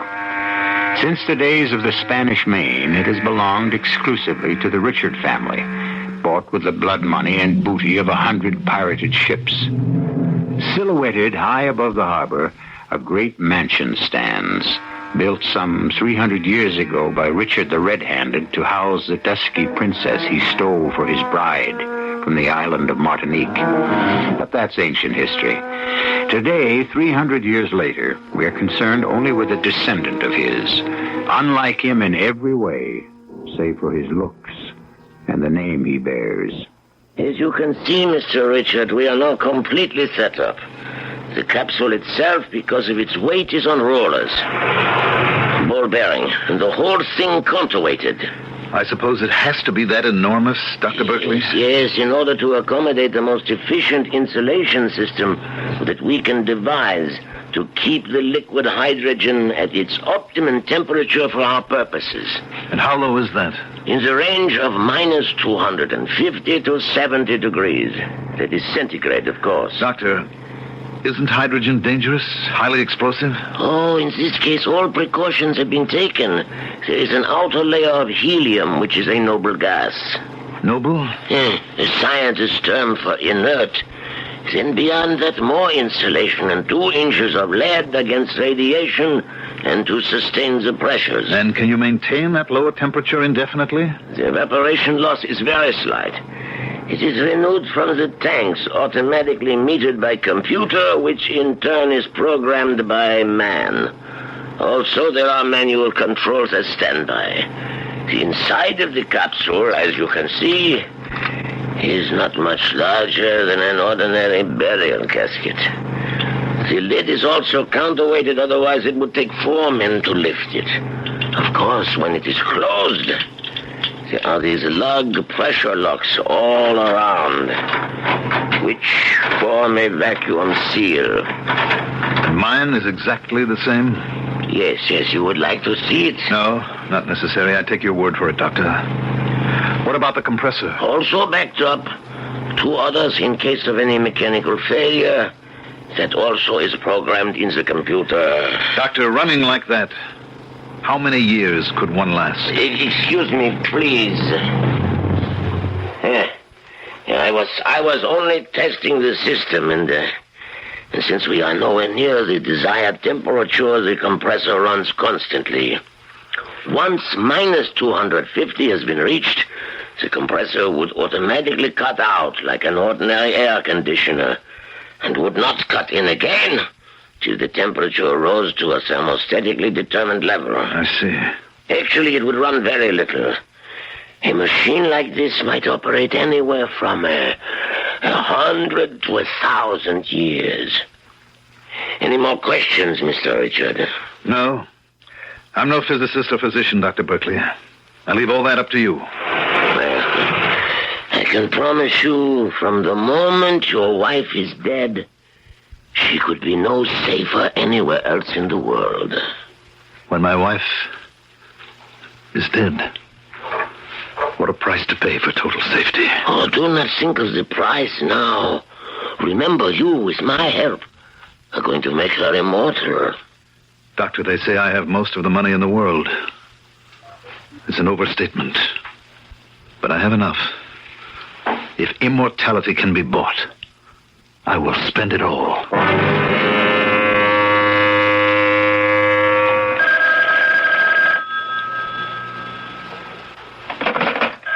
Yeah, Shirley. Shirley?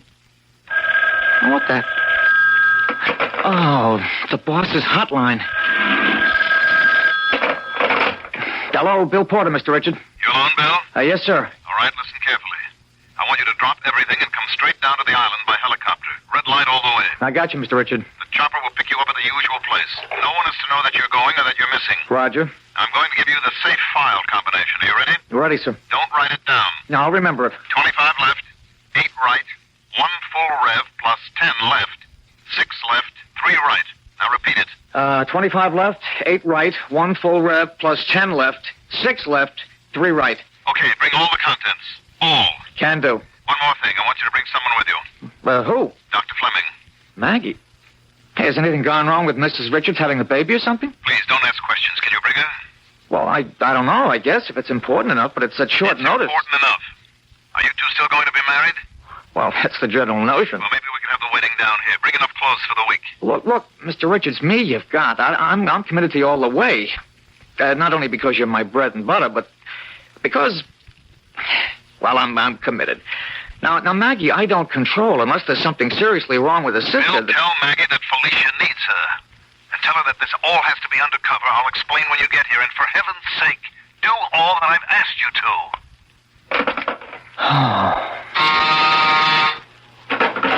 Yeah, Shirley. The red light was up, so I knew you were talking to you-know-who. You have a visitor I've been holding. Shirley, I can't see anyone this morning. I have a lot of things to do. Sir, but I think you will see this lady. It's Dr. Margaret Fleming. Maggie? Oh, for the love of Pete, send her right in. Hey, Maggie, come here. That's a little more like it. I'm not used to cooling my heels when... Oh, darling, watch my rib cage, please. Oh. Hey. Oh, what are you doing here? Well, I had a morning clinic at the hospital. I got an early break and a little shopping to do, and I passed by your imposing building, and I said to myself, why not...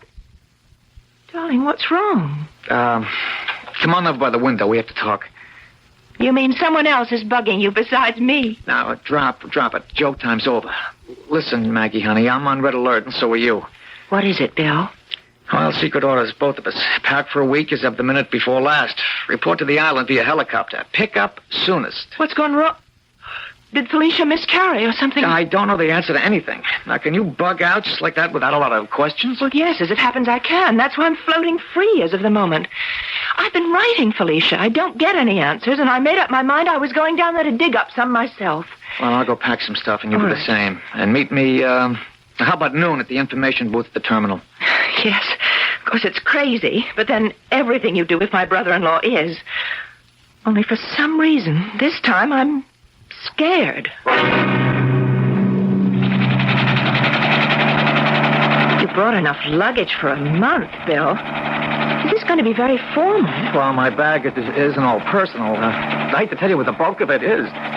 Why? Well, you might hijack the plane and dump me for good in favor of it. What are you talking about? Oh, I don't really know.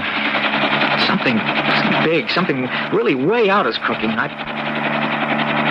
I don't like this trip. Neither do I. I'm worried about my sister. Well, we'll soon find out. There's the island dead ahead. We'll be dropping down on it any moment. Fasten your seatbelt, lover, and do a little praying. Why? Is it a dangerous landing? It isn't the landing that's worrying me. It's why we're making it.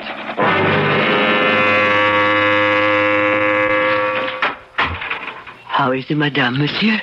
No better, Tante Marie. Oh, but no worse. At least there is no pain that we can't control as yet. If there were a God in heaven... Hush, monsieur. For you to say or think that is blasphemy. And of all places, not in front of him. What?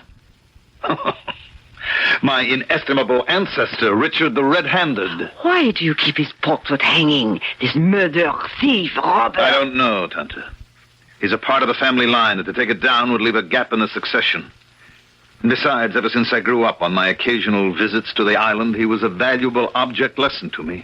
Because he is your opposite. Well, certainly not in looks, especially since I grew this beard. But in his soul. This man was all depravity. A product of his times, perhaps. Did you want me for something? Oui, monsieur. The bird with the great wing approaches. He should be landing by now. Yes, I know. The pilot short waved me he was on approach. Did you send Michael to meet them at the pad? With Pierre to bring the bags. Where will they sleep? Put Maggie, Dr. Fleming, next to Mrs. Richard. And Mr. Porter next to the bedroom that I'm using now. I must go downstairs and talk to them immediately. I'm going to be blunt and waste no time. Partly because, in my view, there is none to waste, and mainly because a surgeon's knife has to be swift and sure. First, Felicia is not having a baby. What? A miscarriage? Oh, I was afraid. No, when Maggie. She didn't... There never was any baby. That was just a general cover so we could disappear from view. The truth is, and you must know that it is as hard for me to tell you as for you to hear. Behind the optic nerve is a melanemic tumor. A cancer that is neither operable or reversible. Oh, Lord, no. Chief, no. Does that mean... She'll be blind in a matter of days. She isn't dead before that. In either case, death is inevitable. I want to see her. Of course you will. But first I must ask you to understand and to help us. We've only been waiting for this, for you to get here. This will be the last time you see your sister. What do you mean? I mean that once you have said your goodbyes, and I have said mine, Felicia and I have agreed that she will be placed under radical hypothermia in suspended animation.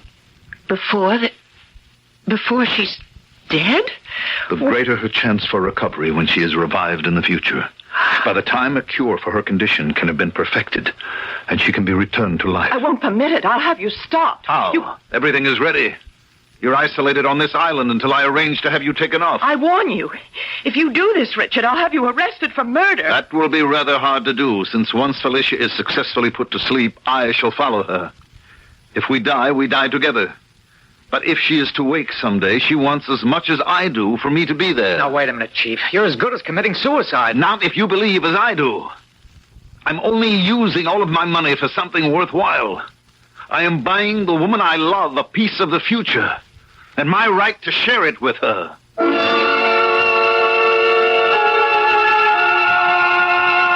Well, here is such a tangle of hope, love, danger, and wish fulfillment that it could vie with a Gordian knot as a puzzle to untie.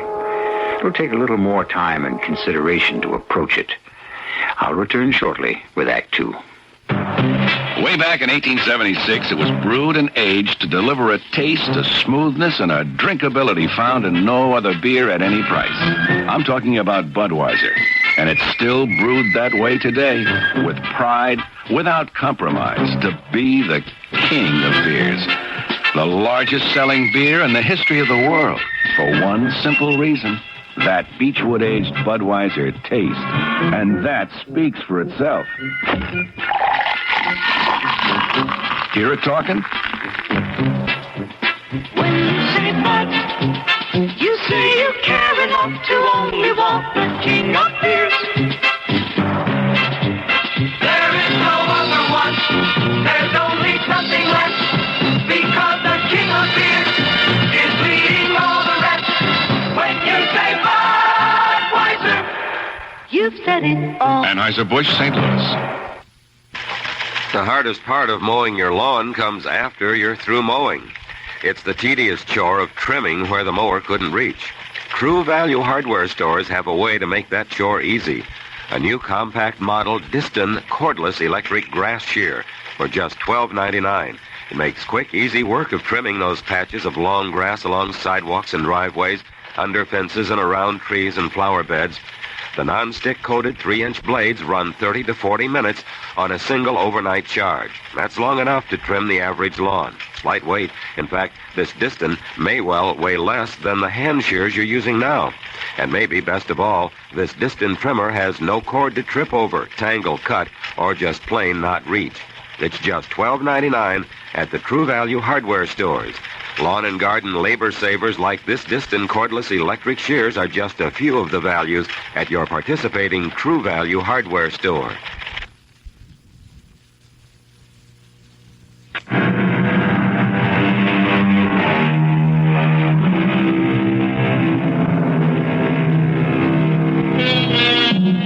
The Gordian knot, as I'm sure you will remember, was never unraveled.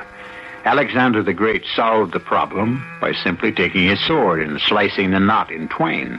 A quick and easy remedy to a tantalizing and difficult problem. But can this one be solved as easily?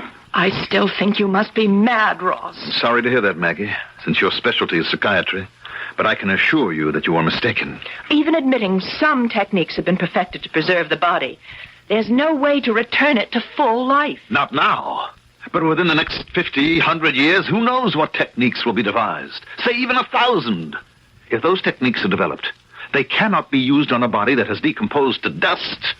Maggie, please, let me take you down and show you the lab that we have built, the preparation and precautions that have been taken.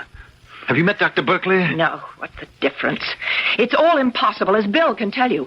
Under the circumstances, no doctor would issue a death certificate. There may be no need for death certificates. I give up for the moment. I want to see Lisha. That's all I care about now. You may on one condition. What? That you discuss none of this with her. Now, wait a minute. Bill, stay out of this. No, I can't, Ross. Damn it, Maggie and I are going to be married. This is all in the family. Exactly, which is where I want it to stay. Maggie, please, for Felicia's sake, she's under sedation, barely avoiding excruciating pain, and she has no illusions how hopeless her case is. This is her decision more than mine. And I have to ask you, for God's sake, as you believe in him, not to tell her that I plan to join her.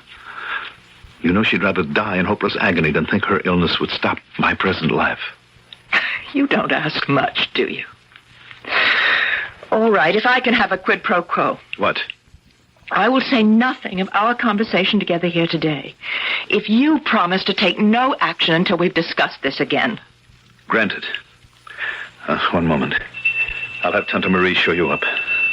Oh, that old lady who greeted us when we came in? Yes. How old is she? Where does she come from? She's from Martinique.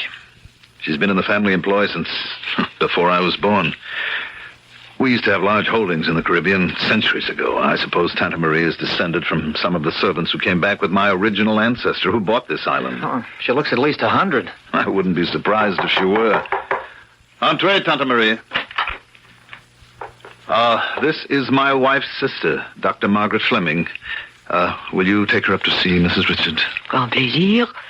Madame le docteur, if you will come with me. Thank you. Remember our agreement. I won't forget. After you. You've been with Mr. Richard's family a long time, Tante Marie. Ever since I first came to this house.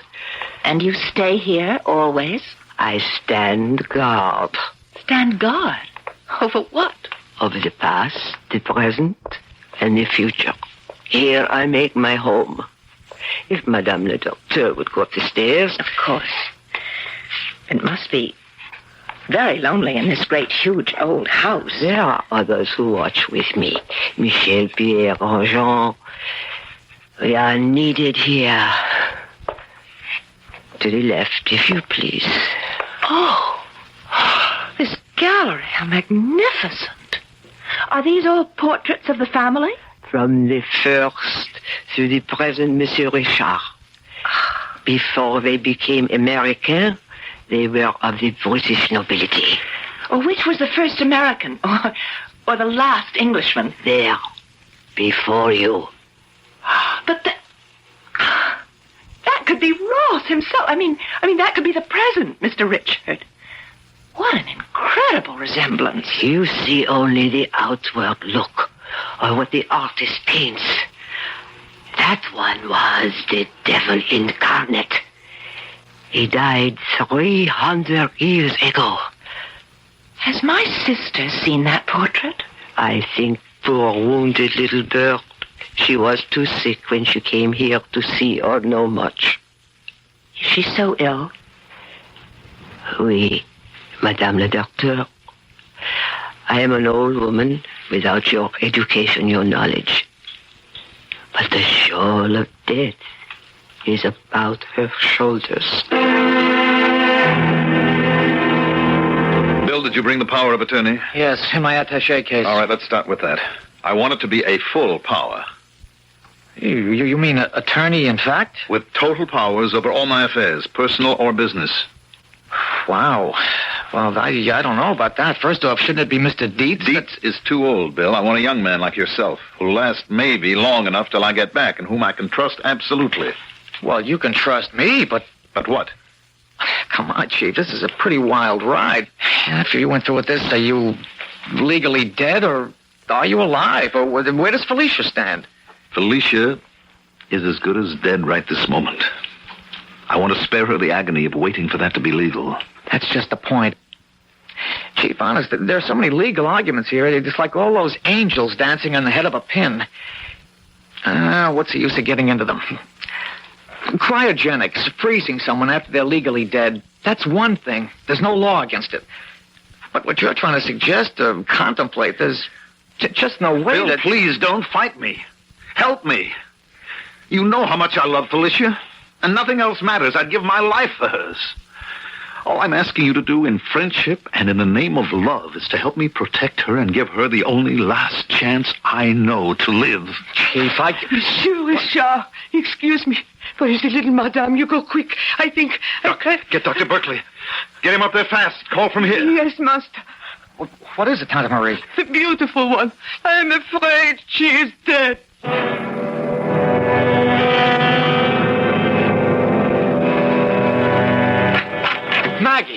Maggie, what happened? It's Lisha. She's dead. Oh, Bill, we only had this little time together. Maggie, what happened? These melanomas, they go wild. Was Dr. Berkeley here? Oh, yes. He'd been expecting it. Well, now what? He's gone downstairs to the vaults, the crypt, to arrange with his assistants for perfusion. You mean they're going ahead with what the chief wanted anyway? Oh, it makes no difference now. It's all perfectly legal. Is there some way I can help? Not Lisha. Not her anymore. But Ross. What about him? I hope when this form of burial he wants is over with, we can try to help him. I don't know. Well, what do you mean? He's like a wild man. He chased all of us out of the bedroom to be alone with Lisha. I tell you, darling, the only thing that's keeping me from going completely to pieces is my concern about him. You think he's blown his... I mean that he's not... sane? I think that Ross has always walked the tight edge of being schizoid. I just hope he hasn't slipped over and become paranoid. Where is he now? Alone with Lisha. I'd better go up there. No. No, leave him alone. He has the right to vent his own sorrow in his own way, alone with his wife. Just hold me tight a minute, Bill. Oh, darling. Because of Lisha. And because I hope and pray, if Ross is left alone, he can find his own release.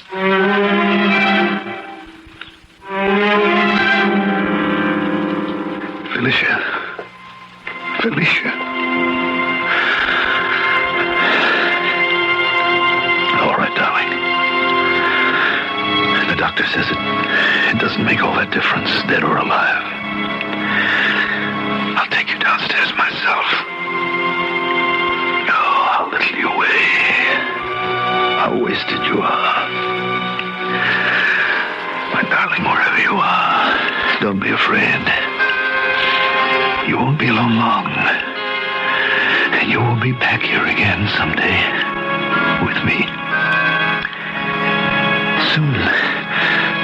Soon as I get you downstairs, we'll save you. We'll make you immortal.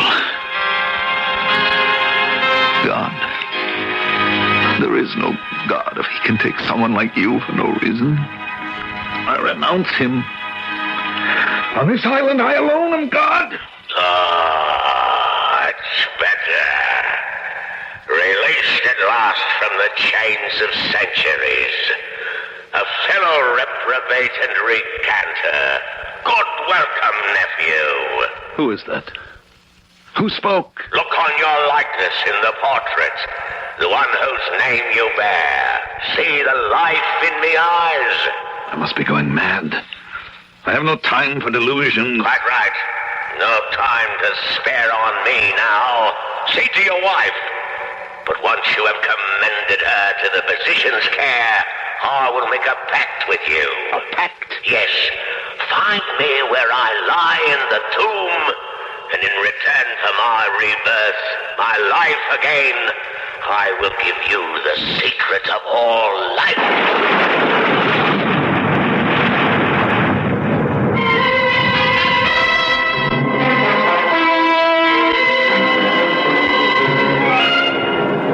How long are they going to be down there?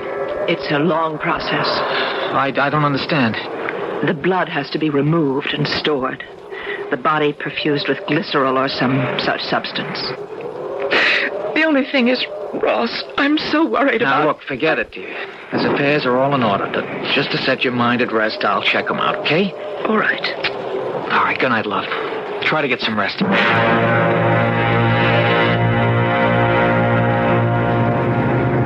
All right. She's ready, gentlemen. Lift her into the casket carefully. Chief, are you all right? Bill, what the hell are you doing here? Get back upstairs. I just wanted to make sure that everything is as all right as it can be. You can assure Maggie of that. I'll see you in the morning. All right. Close the casket. Now, please, one moment. Mr. Richards, I don't want to lose any more refrigeration than we have already lost. All right. All right, do what you must. Close the lid. Very well.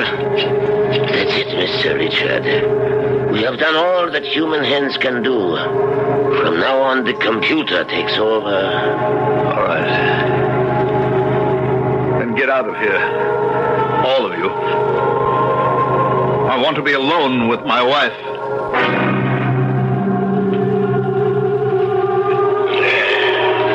o'clock of the morning, just before dawn. An excellent time for our business. So before you wake, my 10th generation nephew, let us make our bargain. I too once loved a woman, a princess I stole from Martinique, bringing her here to the chateau I built along with a faithful serving woman. The aged crown you now call Dr. Marie. But I tired of her, Marguerite, and not being cursed with a conscience as you are, I threw her into the sea. My stupidity was in not realizing that having trafficked with heathens, I had made myself vulnerable to them. The woman, Dr. Marie Issoufou-Dunn, high priestess of voodoo, and she killed me even as your wife was killed. Stabbed through the eye in a waxen image by a golden nail driven into my brain. Find me where I lie in my tomb in this same crypt and remove the golden spike. Then I shall return and in reward offer you the secret of all life.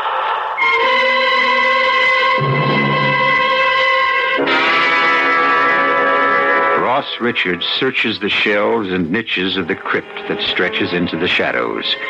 At length he finds a casket, and smearing away the dust, reads, Sir Ross Richard, he that was called the Red-Handed. With an effort, he opens the ancient coffin.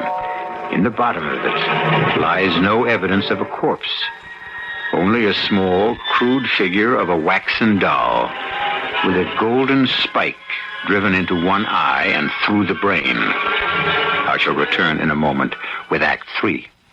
I'm Hy Brown, director of the Mystery Theater, with news of a wonderful contest we and Walt Disney World have for you.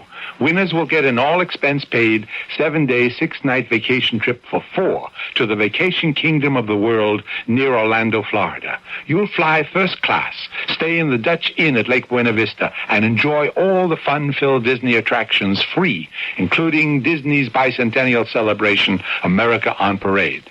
To enter, send your name and address to Mystery Theater, P.O. Box 1, Radio City Station, New York, 10019. A winner will be drawn at random each week for 4 weeks. And there are 400 Mickey Mouse watches also. Once again, just send your name and address to Mystery Theater, P.O. Box 1, Radio City Station, New York. Contest void where prohibited. Employees of CBS and Walt Disney not eligible. Entries received by September 3 are eligible for at least one drawing. Winners will be notified by mail. It's Northwest Federal Savings' 50th anniversary, and they're celebrating with a carnival of free gifts for you. Choose from over 30 gifts by saving just $250 or more. Hop on the free gift merry-go-round. You'll find the biggest, most exciting selection ever offered by Northwest Federal Savings. Choose a Presto Minute Burger, popular Mr. Coffee, an electric ice cream maker, a big thermos picnic jug, and that's just for starters. While all this is going on, remember that your savings are earning the highest interest rates allowed by law. We're planning a super sensational summer for you at Northwest Federal Savings. Come visit. There's lots more. In Chicago on Irving Park, in Des Plaines, in Norridge, and now our newest savings center in the Great Northwest Territory at Gulf and Algonquin Roads in Arlington Heights. 4 great places to visit and save. Remember, they're open 63 hours a week. It's Northwest Federal Savings Time, 63 hours a week. WBBM Radio, Chicago.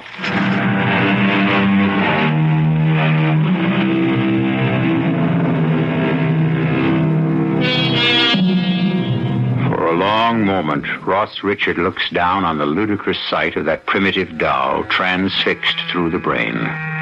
Then, slowly, with instinctive distaste and a ripple of fear down his spine at the ancient evil it suggests, he lifts it from the coffin. And suddenly, once again, the voice, so like his own, is sounding insistently in his ear. You have it in your hands. The secret of life. If you want to translate it, pull out the nail, the spike, and set me free. Why not? I have nothing to lose anymore. Very well. Now. What was that?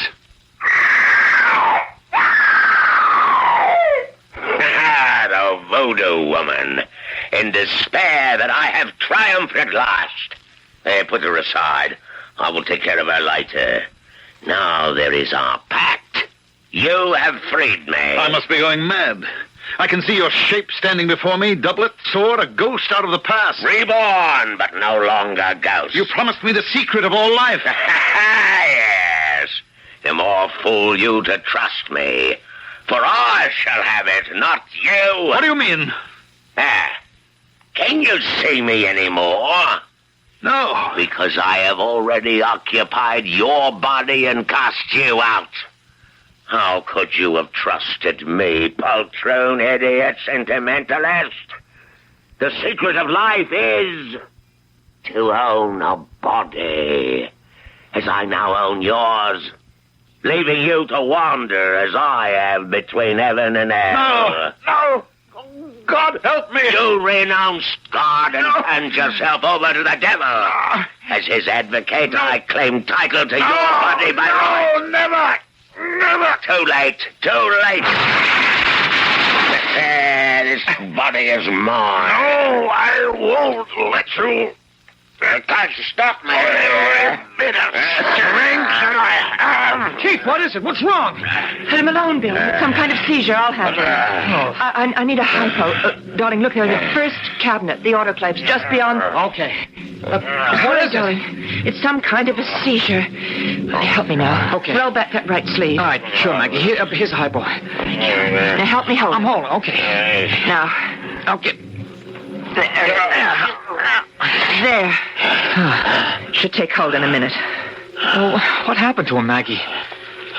just what I was afraid of. He's gone over the edge. The question is, into what?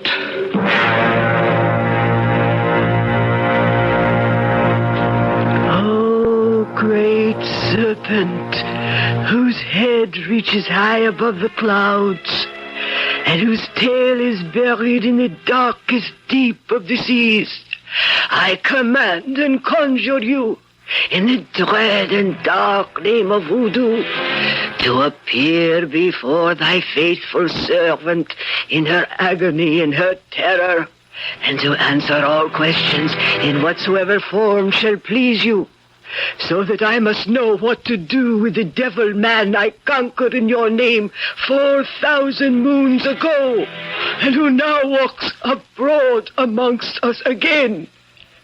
Hear me, I beg you, and tell me if my time is come at last.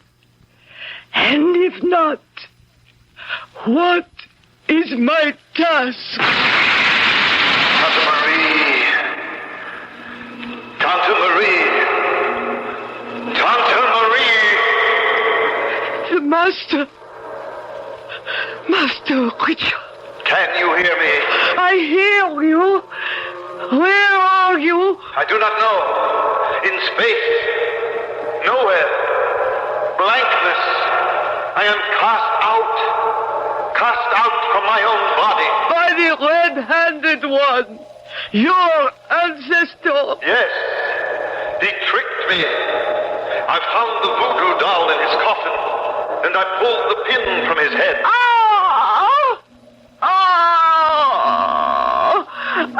I knew it.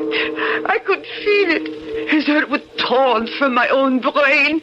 So I cried aloud in pain and fear and to warn you. I heard your cry, but it was too late. Where did you leave the doll, Master?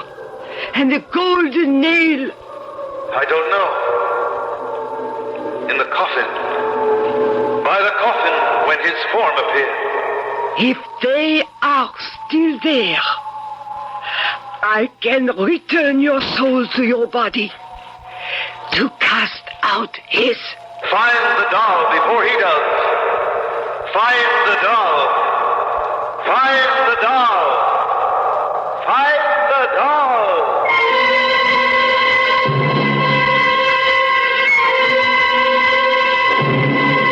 Find the doll.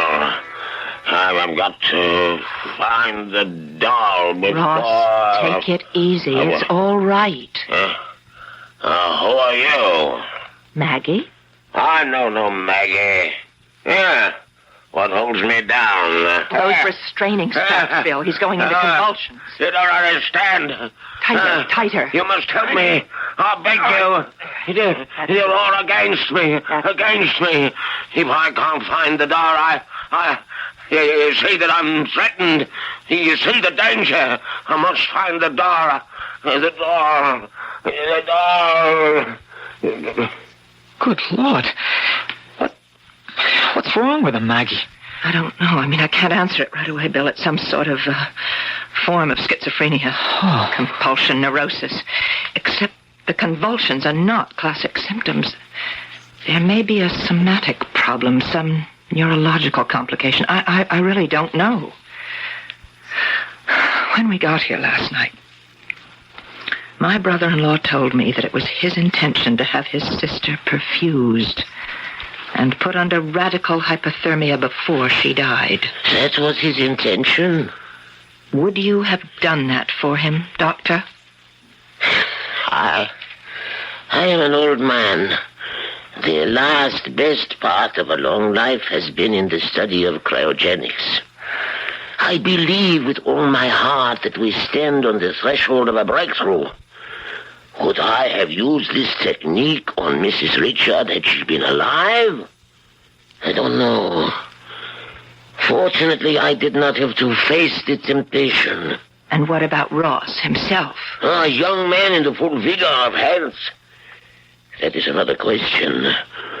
For no more than any other physician do I pretend to be God. No, we are not ready for that yet, if ever. You need have no concern as long as Mr. Richard is alive. Thank you, Doctor. That's all I want to know. Come on, Bill. Right with you. We've got to get in touch with the mainland. Ross has got to be taken to a hospital with full facilities and have his condition evaluated. Where's the phone? I don't know. Probably in the study. Look, here's someone who should. Tante Marie? Oui, monsieur le doctor? We want to find a phone. That is in the master's room, where I do not know. It is hidden. What's that you have in your hand? The voodoo doll that the master found, and the golden nail that he took from its head. The what? The master is with the doctor. How is he? He's quite sick, Tante Marie. That's why we need the telephone, to get a helicopter here to take him to a real hospital. Hospital cannot help. His sickness is of the soul. He does not live in his own body. What? Bill. And if he doesn't, then who does? Come with me. I will show you. You don't think there could be anything to that old dame's claim about the picture? I think quite possibly there could. Keep looking for that phone. Yeah, sure. You can't be serious. I don't believe in voodoo mumbo-jumbo, but in Ross's state of mind, he might have. Well, it could have been very real to him. You mean because he's half off the track anyway, this might have been enough to knock him all the way? Something like that. Bill, I've got it. Where? Here, in the closet. Oh. What's the matter? No tone. Here, listen. The line's dead. This is worse than useless. Is there any other way off this island? Well, there are boats in a channel if you can navigate it. Well, why can't you? You'd have to see it to believe it. Oh, there must be someone on the island who can get through besides Ross himself. Well, let's go find him.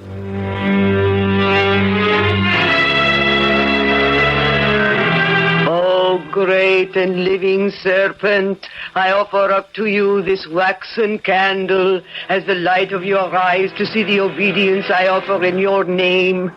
Here is the doll, the living representation of the living devil who must be destroyed. And here is the instrument, the golden nail, which I take in thy name to strike into the brain and soul of our enemy and to free my master.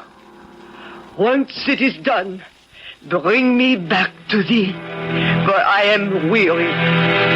Give me a sign, O great serpent. At thy command, I strike!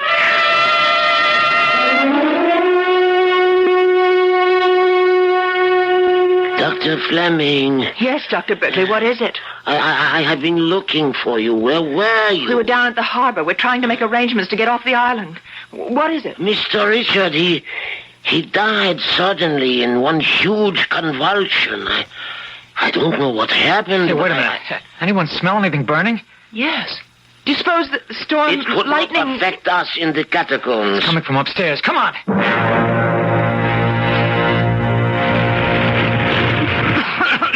What is it, Bill?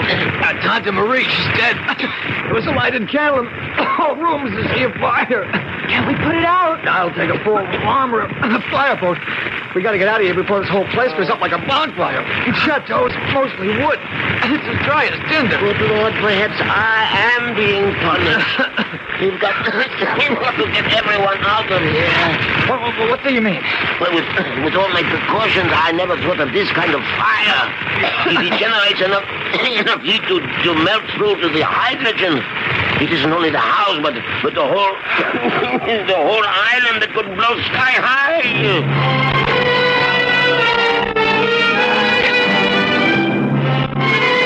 Did we get everyone off, Bill? Well, except Tante Marie and Lisha. And Ross. That's it. They wanted to make that island their grave. Mr. and Mrs. Richard, I mean. Ironic, isn't it? That instead of being frozen, they stand a better chance of being incinerated. You mean you think the hydrogen tanks?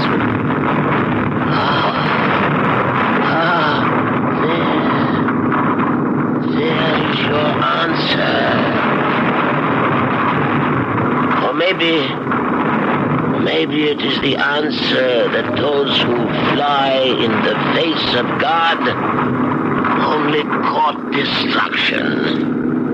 But at least, wherever Ross and Lisha are, they can be together now. What more could any of us ask from the future than to share it with those we love?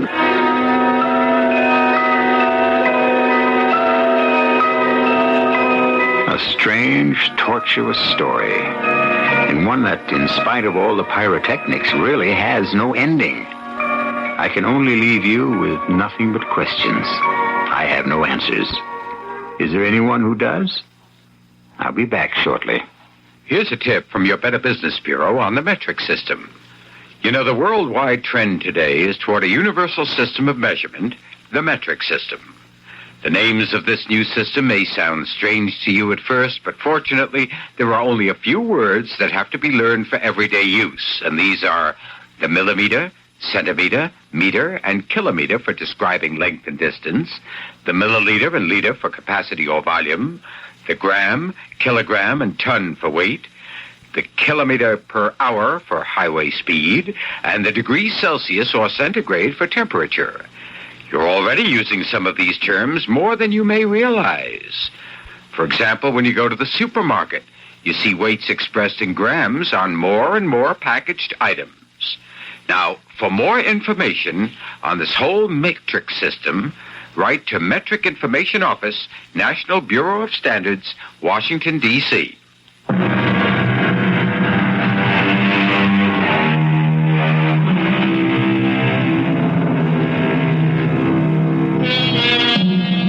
When the fire backdrafted to the ground floor, the whole blazing inferno suddenly collapsed to make a grate out of the catacombs.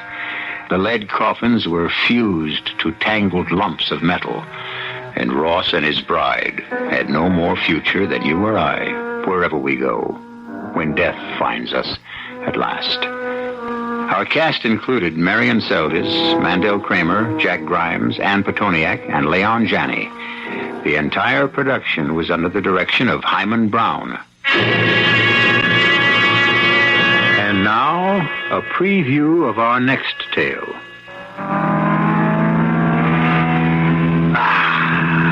Guido, you're slowing down. And I thought you never gave up. Well, you hear what's happened to my car? Oh, serious? No. She is due in the shop to be taken down on Monday. She needs an overhaul. I shouldn't have let her pull out in this condition. Now I am filled with, superstition. Huh?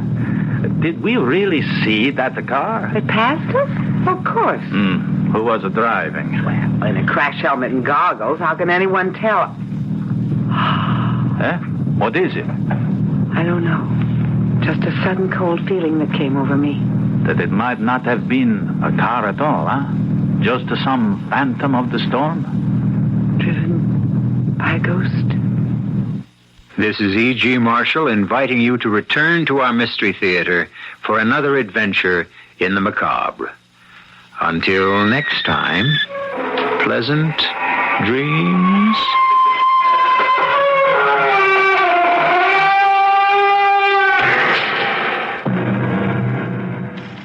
The CBS Radio Mystery Theater presents...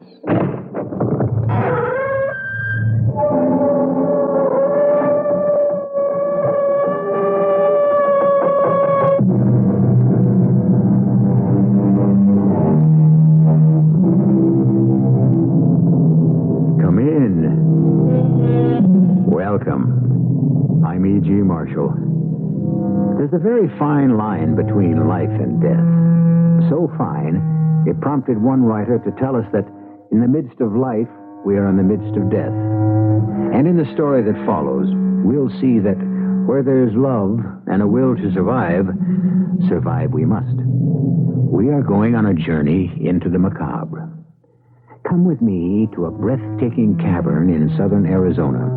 Roger Markle, professor of geology, is leading a party of his students on a rock hunting expedition.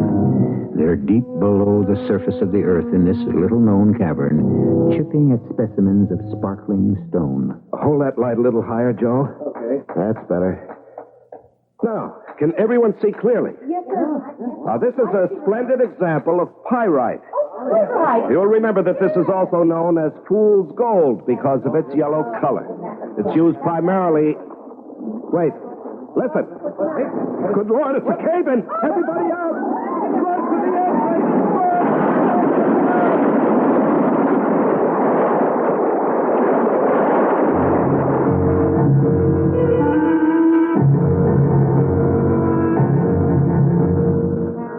Our mystery drama, Someday I'll Find You, was written especially for the Radio Mystery Theater by Bob Juran and stars Betsy Palmer. It is sponsored in part by Buick Motor Division. I'll be back shortly with Act One. Radio. It's been doing nice things for you for years. It wakes you up. It keeps you company in your car. It fills your life with music. It fills your mind with ideas. It informs, entertains. And radio does something else. It sells. Quickly, easily, creatively, efficiently. Consider that last word, efficiently. As a businessman, you know how all costs, including advertising, have been skyrocketing. You know what adflation means. A major advertising agency has just reported that line rates for the largest metropolitan dailies in the top 50 markets rose 12% over the past year. But what about radio? The same study revealed the cost for buying radio in the top 50 markets increased only 3%. What else can you buy today that only costs 3% more than it did a year ago? Get radio selling for you. Call this station. We'll suggest ways radio can help you fight adflation. Furnished by Radio Advertising Bureau. What's that, an old phonograph record? Yep, from way back in the 40s. You'd never guess what it is. Give me a hint. Well, it's soft music. Here comes Peter Cottontail. No, listen. Culligan. Soft water service. Culligan. Brings it right to your home. Women everywhere are raving about the soap and money they're saving with Culligan soft water service. C-U-L-L-I-G-A-N.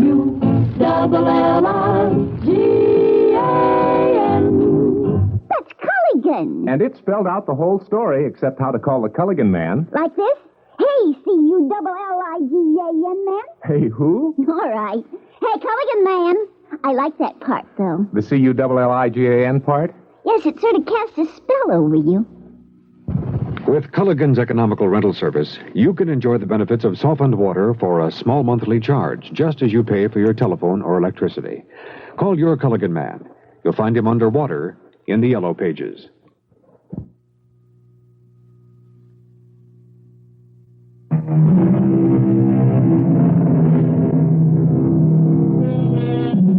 From a cavern in southern Arizona, we go now to a fashionable apartment in Chicago, the home of Professor Roger Markle.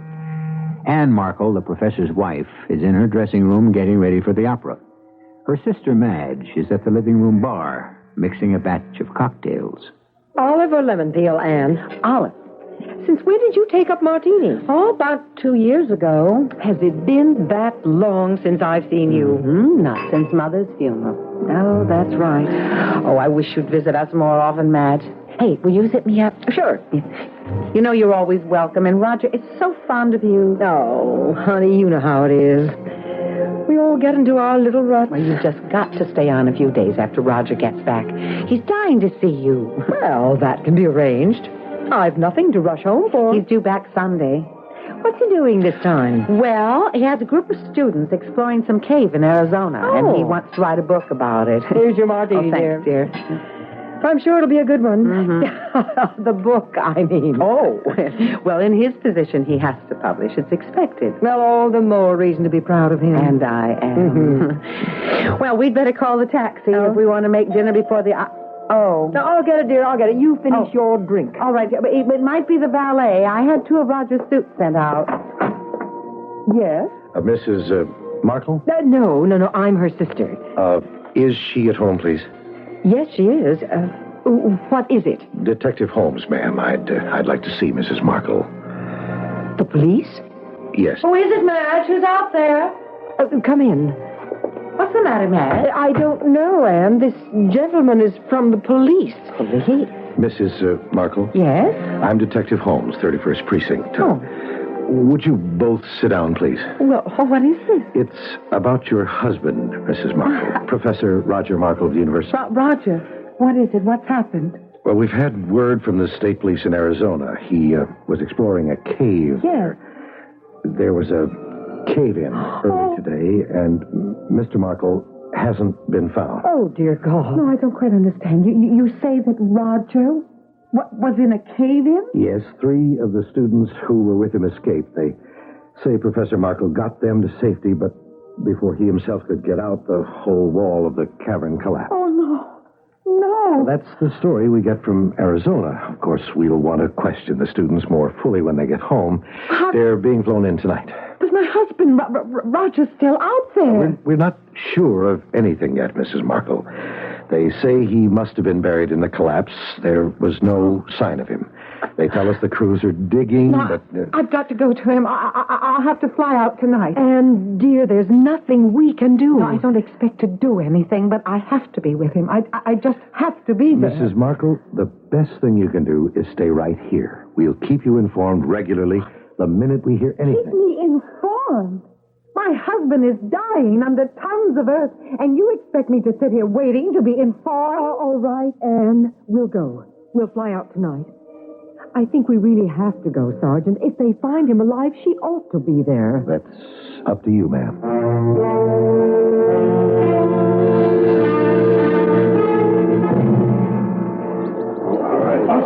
Why are they giving up? Why? Anne, dear, there's no use digging anymore. They've hit solid rock. And Roger's been under there for more than 48 hours. There's no hope. They can't get to him. We came all this way, and they've given up. Darling, they did all they could. The least they could do is give me his body to bury. Anne, dear, let me take you home with me. No, I want to get back to Chicago. There's so many things that I have to take care of. All right, dear, we'll go back to Chicago. I'll stay with you until you're settled.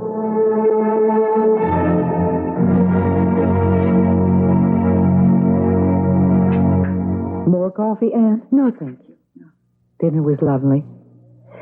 Anne, I've got to bring this up sometime. I know. You want to be getting home. Well, it's been more than a month now. You know I'd stay as long as you need me, but I've got to get back to Texas for a while.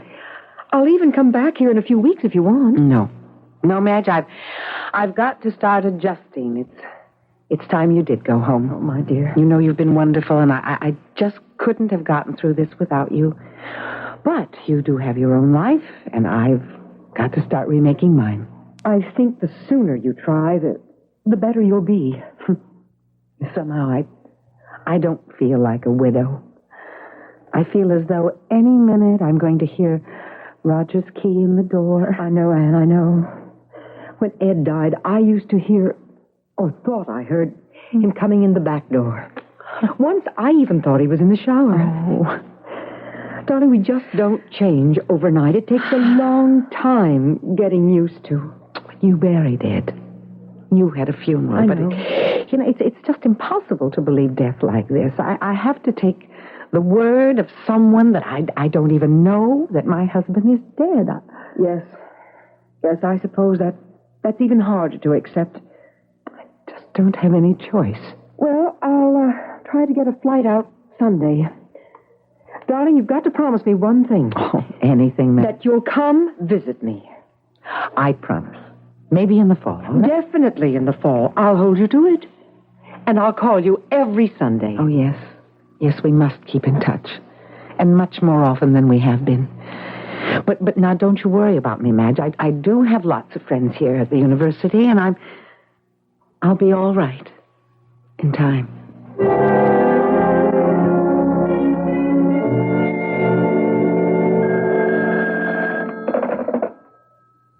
Hello. Anne? How are you? About the same, Madge. Well, when I called last week, you seemed more cheerful. Oh, you know how it is. Day to day.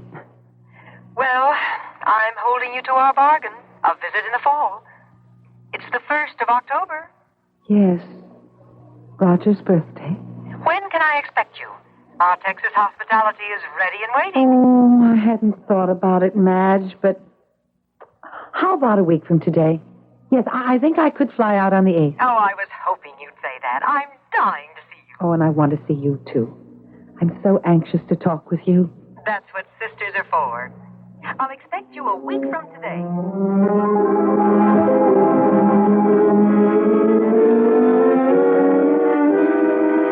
And you're looking wonderful. I wish I felt it. Listen, 1 week under our Texas skies and you'll be a different woman. Oh, I'm a different woman, all right. How was the plane trip? I hardly noticed. Oh, that's the way it is with these jets. They're so smooth, you'd hardly know you're flying. Olive, right? You're still drinking martinis, aren't you? Well, I haven't had a drink since the accident. Well, it's time you did. Oh, here's to, what? There's not much to drink to anymore. I'm sorry. I should have realized. There's nothing worse than phony cheerfulness when you're ripped apart inside. But I thought you'd be a little better by this time. Oh, I didn't mean it that way, Madge. I was doing it for myself, I guess. And I don't know what to say. Well, I thought time would help. I'm not over it. I'll never get over it. I'm so glad you came anyway. It shows you're not wrapping yourself into a cocoon. Well, I haven't had the time to do that.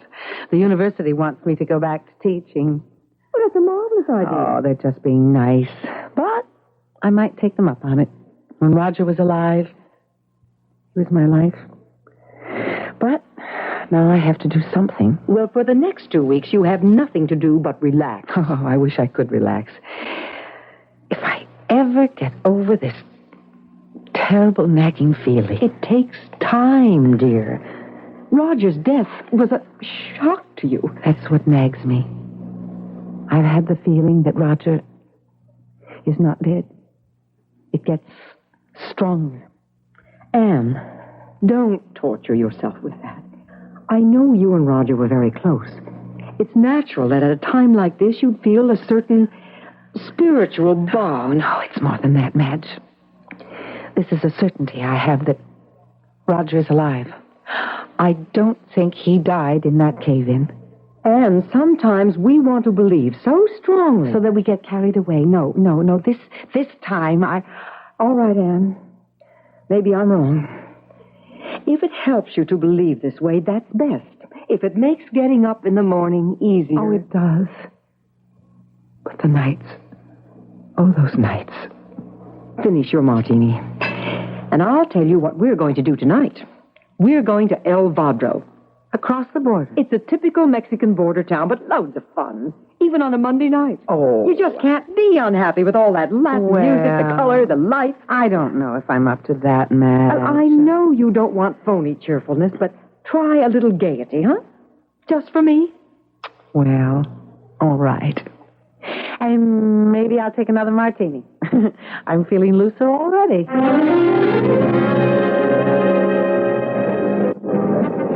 What'd I tell you? It is exciting. Hey, how about a fresh taco? Delicious. Oh, somehow they're better from the street vendors. Yeah, I would like to buy a silver piece. I love Mexican silver jewelry. I know the perfect shop. It's on a side street. Ah. They sell all sorts of stuff, but their silver counter's the best in town. Great. Come on.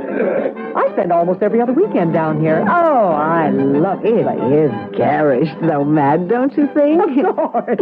That's what makes it delightful. Madge. Yes? Look, in the front of that shop. The pictures. What about them? I've got to have a closer look. And what's the hurry? What is it? Look at this painting, Madge. Oh, yes. You see it, too. Well, and now, really, it's a good likeness. But even to the little mole on his neck. Oh. Madge, this is a painting of Roger. An exact likeness. And look at the date below the artist's name. August of this year. Yes, I see. That was 3 months after the accident.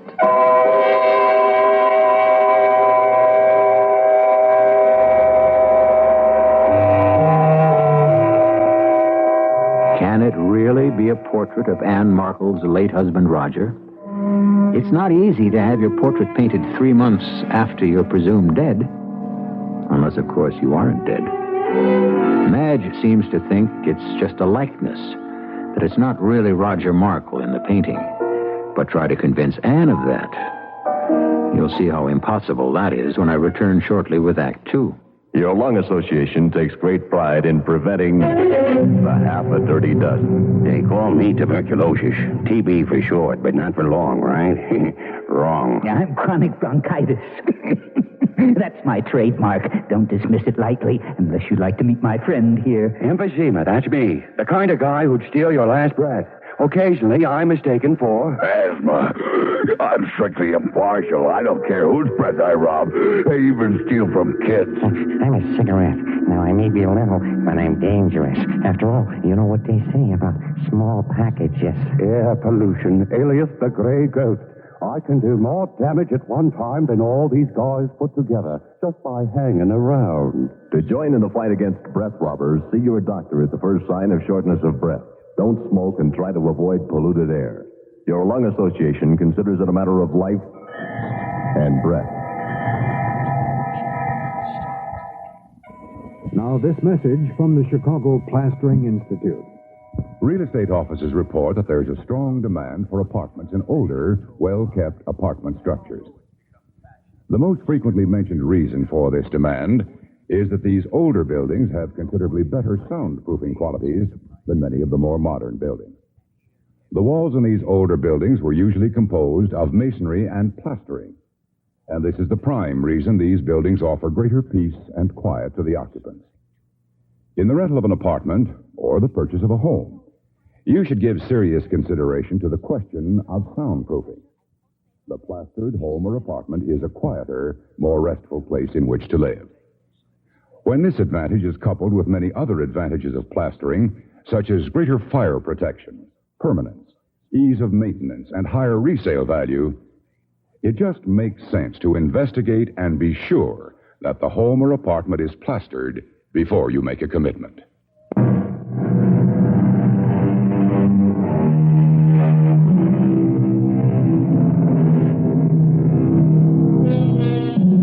The long arm of coincidence seems to be injecting itself into Anne Markle's life.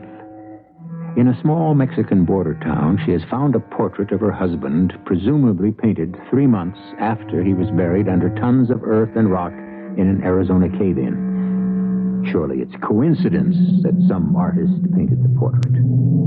But I wonder, perhaps the artist had a model for his painting. Anne has never accepted the fact of her husband's death. It is Roger. There's no doubt. The face, the expression in the eyes, it's Roger. Can you make out the artist's name? Let's see, there's an initial E. C-R-E-N. Crenshaw. E. Crenshaw. Signora is interested in the painting? Very much. It happens to be a portrait of my husband. Ah, Signora will surely want to buy it? Oh, yes, I'll buy it. But I must know where you got it. Why, from the artist.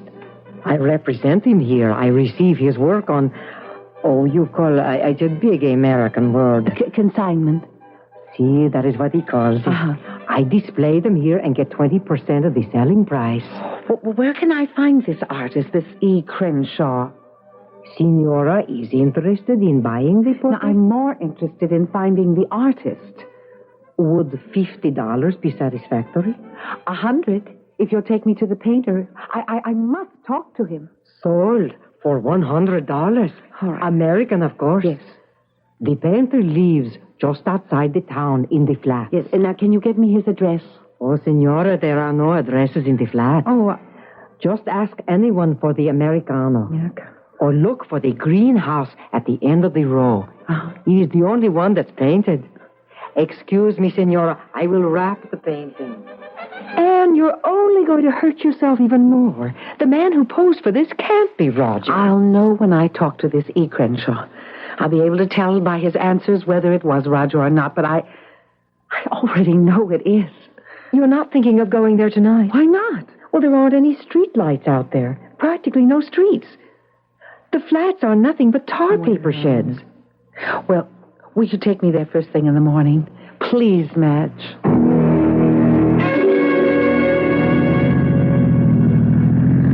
No wonder there aren't any addresses. There aren't any streets. Well, that's what I told you last night. The flats are a sore point with the village government. Well, why should this Crenshaw want to live out here? It doesn't cost anything. Oh, there's the greenhouse. Well, certainly different from the rest. The artist's touch, no doubt. Yeah. That's bigger than the others, too. And there's your artist. Looks like he's expecting us. Oh, but how would he know? Well, I imagine the grapevine is very well developed down here. Oh, he's waving. Well, at least he seems friendly enough. Good morning. Fine day, isn't it? Yes. Mr. Crenshaw? Yeah, that's me. Welcome to my humble villa. You were expecting me. I heard a charming American woman was interested in one of my paintings. Bought one, in fact. May we talk? It's very important to me. Certainly. This way, ladies. I have fresh coffee on. Thank you so much. I'm Ann Markle, and this is my sister Madge Connors. How do you do? Doubly charmed. It's not much of a villa, but I like it. After you, ladies. Oh, wow. What a pad. What do the natives think of it? They think I'm crazy. Sit down. Well, I would like to get right to the point, Mr. Crenshaw. This painting of yours. Yes, I like that one. It's one of the best likenesses I've done. Well, I'm convinced that the man in your painting is my husband. Oh? You painted this last August. Now, how did you meet him? Did he tell you his name? No, as a matter of fact, he didn't seem to know his name. What? I met him in a bar one night, the Cantina Flora. He was sitting there staring into a beer. I started sketching him, and we got to talking. You don't mind? No. You've got a sensitive face. Musician? No. What's your business? I don't know. I mean, lots of things. I'm not really sure. Head a little to the left, please. No, thanks. I'm Ed Crenshaw. Jose, 2 more beers, please. Don't want to tell me your name? Well, it doesn't matter. We all go through life anonymously anyway. Well, I'm not sure. I can't remember exactly. Something wrong? No. I don't think so. Why? Well, you don't seem to... Nah, forget it. We all have our reasons. Question period over. I'm trying to get to Acapulco. You've got a long way to go. Yes, I know. I'm trying to find a girl. A girl I knew there once. A lovely girl. And I can't quite remember her face. Her name was Anne.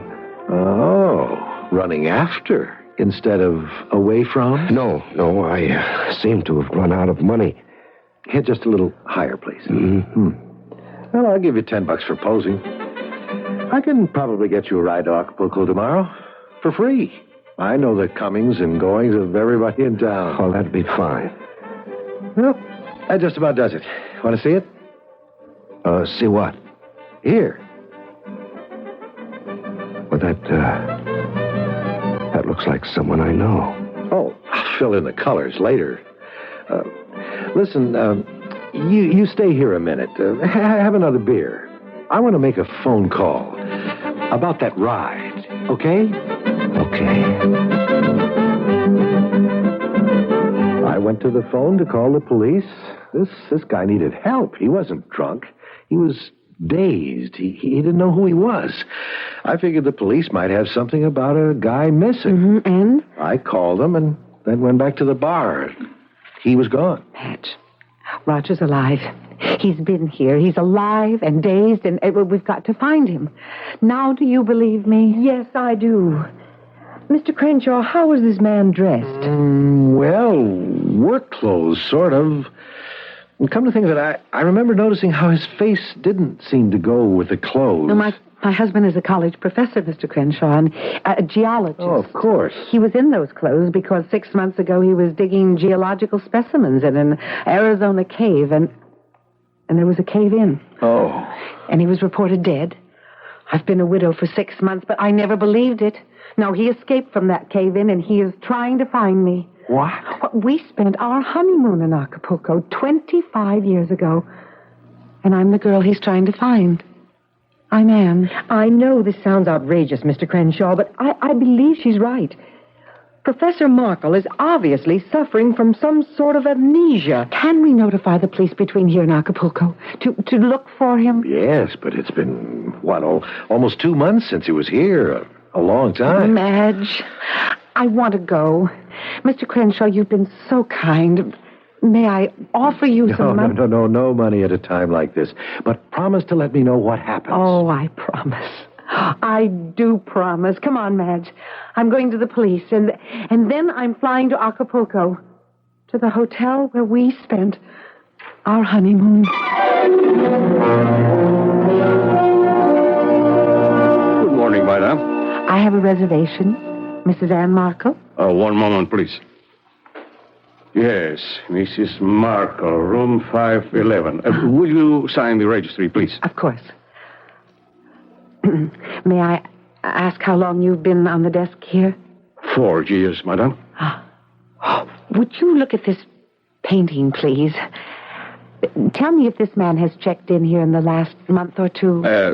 I would not want to get involved, madam. You would have to see the manager for that. No, please. This is a painting of my husband. And I have a very strong reason to believe that he may have come here in the past 6 to 8 weeks. You see, my husband is suffering from amnesia. Yes. This gentleman was here about 4 weeks ago. I remember him well. You do? Yes, he left without paying his bill. I'll take care of it. I'll pay it. But tell me, when did he leave? Did he say where he was going? No, madam. I remember I was on the desk when he came in. I had just come on duty. Good afternoon, sir. I'd like a room, please. A certain particular room. We are fairly well booked, sir. Which room did you wish? Well, it faces the water, and there's a little balcony. A balcony with flowers. We have 200 rooms like that. Oh. Well, let me think. 511. Yes, 511. Let me take a look. You are in love. Yes, 511 is available. Would you sign the register, please? Yes. Is there something wrong, sir? No. Just trying to think. There. I'm meeting my wife. I expect she'll be along shortly. Yes, sir, Mr. Smith. Smith? You signed the register, Mr. Smith? I did? Wait, yes, sir. Well, how very curious. I wonder why I did that. Well, sir... My name is, That's funny. May I have the key, please? Yes, sir. I'm going to our room, and you tell Mrs. My wife I've already gone up. I saw him around the hotel for a day or two, and then he vanished. Room 511 was our honeymoon suite 25 years ago. Look, may I see the registry, please, of the day that he registered? Oh, yes, madam. Let's see, September 20th, 15th, 13th. Yes, here it is. That is the gentleman's signature. John Smith. Yes, that is my husband's handwriting. He used the room, but never checked out. In fact, one moment. In the safe here, I have something one of the maids turned in.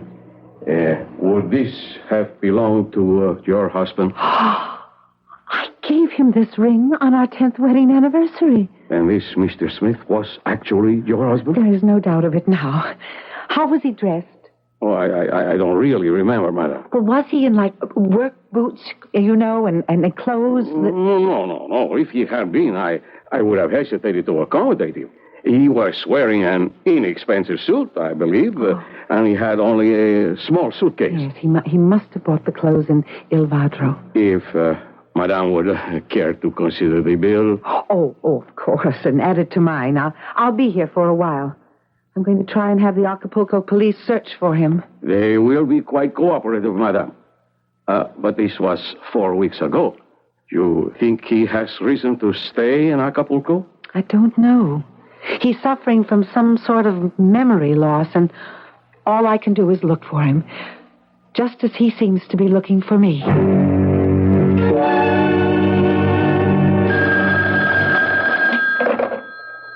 Hello? Mrs. Margot? Yes. This is Manuel, on the desk downstairs. Oh, we talked yesterday about your husband. Yes? Something occurred to me last night. The day before he, disappeared, he came to the desk asking for his wife. No name, just my wife. Yes. And he said he wanted to find her because they had to be leaving for Los Angeles.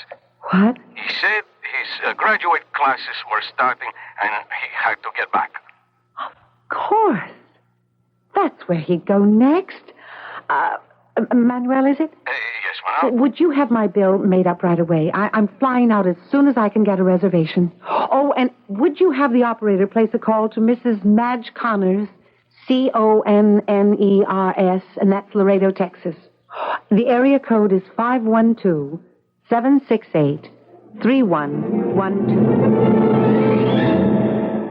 Anne? What is it? Madge, I'm on my way to Los Angeles. What? I have one more lead to trace. A little apartment Roger and I had in Westwood when he was studying for his master's at UCLA. Well, what brought that up? Roger was here in Acapulco, Madge. Are you sure? I have Roger's ring. The one I gave him. What? They found it under the bed in the room he had. And the clerk remembered him. He says Roger told him that he had to get back to Los Angeles for graduate classes. And that's exactly where we went when we came back from our honeymoon. Anne, I think it's time you went to the newspapers. You know, you can't skip all over the country. No, I don't want that kind of publicity. Not for Roger. But the papers can describe his condition. Someone knowing the story might see him, and well, I'll consider it after I've been to Los Angeles. Do you want me to meet you there? No, thanks, Madge. I'll go alone. And I'll call you, honey, from L.A. tomorrow. All right, dear. I'll sit by the phone. And pray, Madge. Oh, pray for me.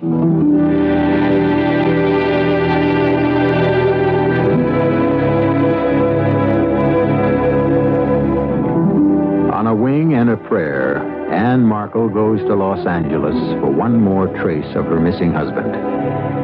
It appears that Professor Roger Markle, stunned from the cave-in he escaped in Arizona, is wandering through his past life trying to find his wife, Anne. And Anne is frantically trying to follow his trail and, with luck, to intercept him. We'll pick up the trail that leads to a surprising outcome when I return shortly with Act 3. Inside you're free. Inside you're free after all. You hear freedom spirit like a wild bird's call. It's vacation time. The city is disappearing in your rearview mirror. Just you, your family, and Buick LeSabre. A great family car. Comfortable, accommodating, economical. In fact, published EPA figures show a LeSabre with a 5.7-liter V8 got 16 miles per gallon in the highway test and 12 in the city test. Couple that with LeSabre's 26-gallon gas tank, and you can put a lot of highway behind you in a single tank. LeSabre, you're going to love it. Inside you're free. Inside you're free after all. Living free. Living free.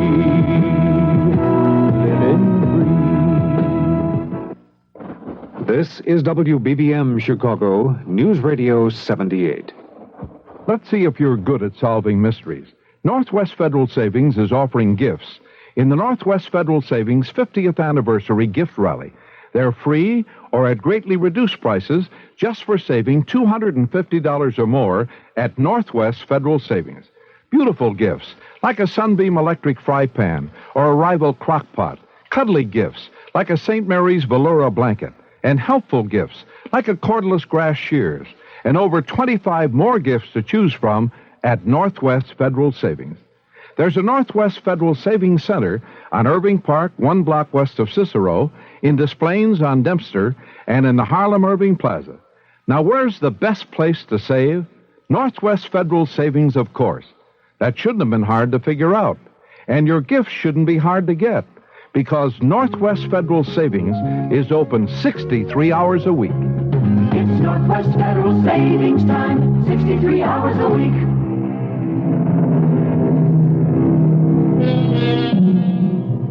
In these days of modern jet transportation, one can go anywhere in a matter of hours. The jet plane is indeed a magic carpet that can eliminate the distance between lovers and bring them together. Now Ann Markle rides such a magic carpet, settling gently on the runway at Los Angeles, closing the distance between her and her husband, whom she's sure is in this city, looking for her. A cab ride to a Westwood hotel, a restless night, and next morning we join Ann in front of a neat white garden apartment.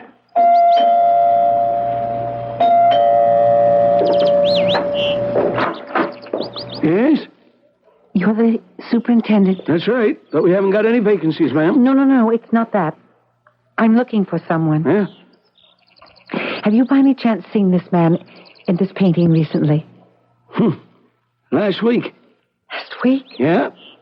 Caught him trying to get into apartment 2A. Our apartment. What was that? The man was my husband. We lived in apartment 2A 25 years ago. 25 years ago? Yes. Yeah, maybe that explains it. He raised a hell of a fuss. He's suffering from amnesia. What happened? People in 2B called. Said some guy was hammering on the door to the apartment next door. I look out the window across the pool. Sure enough, this guy is on the balcony in front of 2A, banging on the door. I hightail it over. Ann, open this door. Hey, what's going on here? What you want? I want to get into my apartment. Ann, are you in there? This isn't your apartment. The Murphys live here. I took this place a month ago, just before my honeymoon. Look, Mac, if you want trouble, I know how to hand it out. Now scram. Who are you to tell me to get out? I'm getting Mr. Foster. Mr. Who? The super. Now, you're the one who'd better scram. I'm the super. The devil you are. I never saw you before. Now, look, buddy, let's go quietly, and I won't call the police. Otherwise... Why doesn't she answer? Ann! Okay, let's go. Come on. Ann, why don't you answer? Ann! Ann. He called my name. It was you he was looking for? Oh, yes. And he called my name. That means he knows who I am. Maybe he even knows who he is by now. What happened then? Where did he go? I ushered him out to the street and didn't see him again. And this was a week ago? A week yesterday. If he's like you say he is, the police might have picked him up. Why don't you try them? Oh, if only they have. Sure hope you find him soon. Fella running around like that could get into trouble.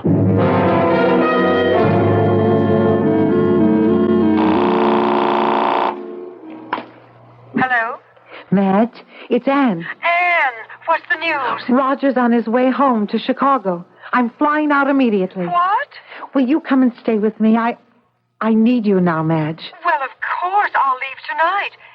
But how do you know he's going home? He got a ride. He might even be there looking for me. And look, I'm going to tell you all about it when I see you. And I even hounded the airlines, trying to see if Roger might have flown out of Los Angeles during the week. And nothing, right? Now, come on, stop the cat and mouse and tell me how you know Roger's in Chicago. I was having lunch in a little coffee shop in the valley. Yes? A truck stop, really. And I'd been walking and showing Roger's painting. I guess people thought I was a crazy woman. Well, it was a little erratic. Well, I put the painting down on the counter, and when I ordered a chicken sandwich, the counter clerk looked at the painting and told me Roger had been there. Oh. He was positive, because as he put it, the guy was trying to get a ride to Chicago. Well, he told me one of the truck drivers offered Roger a ride, and they left together. Oh, Ann! Now, this was 6 days ago. All the time I was chasing around Los Angeles, Roger was on his way home. Oh. But I almost expected him to open the door for me when I got in this afternoon. He wasn't there, of course, but now at last we're in the same city together. Oh, Roger's coming home.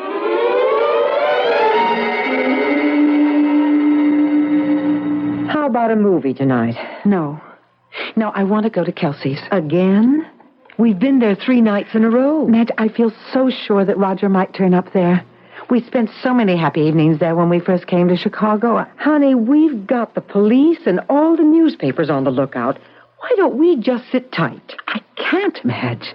I have to keep doing something to keep from going crazy. Okay, Kelsey's it is. But I think that bartender is starting to wonder about us.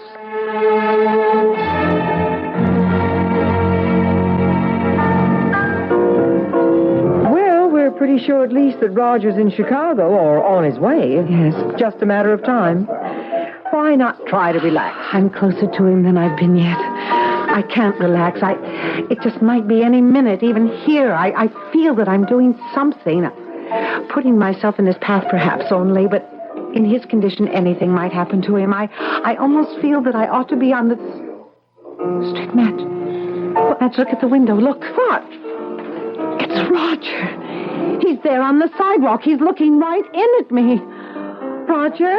Good Lord. Excuse me, I'm sorry. I'm in a terrible hurry. Excuse me. Roger. Roger? Anne, where is he? I don't know. I saw Roger at the window. I thought he saw me. He looked right at me, but he's gone. Oh, I've got to find him. He can't be far. Anne, wait. It's too late. Anne!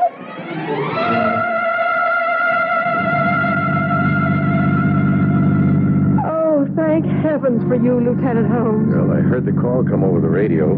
Curious.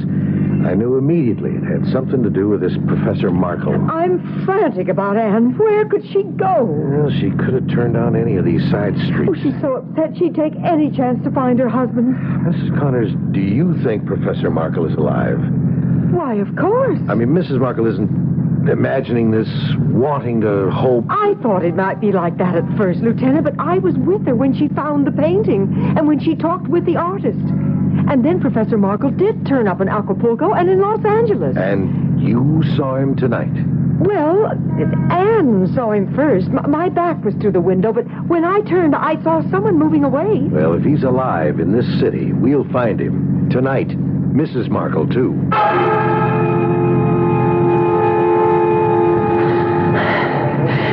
He just couldn't have gone this far so fast. He didn't recognize me. He looked as though he didn't even see me. Maybe I'd better go back. He couldn't have come this far. Oh, Roger, where are you? Anne, over here. Madge, is that you? Oh, thank God we found you. I called the police. I'm with Lieutenant Holmes. Come, get in. Oh, Madge. I've lost him. I've sent out an alert on the whole area, Mrs. Markle. We'll find him. Get in. We'll keep on cruising. I just didn't know which way to turn. I took a chance and went left, but he must have gone the other way. We'll cruise back. Keep your eyes open. It's harder to recognize someone at night. Madge. There, look. Huh? That man at the end of the block. Where? I think... Yes. Oh, stop, Lieutenant. Please stop. He's walking toward us. That's Roger's walk. It is Roger. See him? He's in the light of the street lamp now. Anne. Roger, over here, Roger. Oh, he doesn't hear me. Anne, wait. Roger. Anne, stop. Look out. That's Anne. Oh, God, Anne. Car 51 to headquarters. Ambulance to Elman Spring. Ambulance. Come on. Back, everybody. Please. Stand back, everybody. I can't look. Lieutenant, is she? I don't know. Why did she run like that? It wasn't Roger. There wasn't anyone there on the street.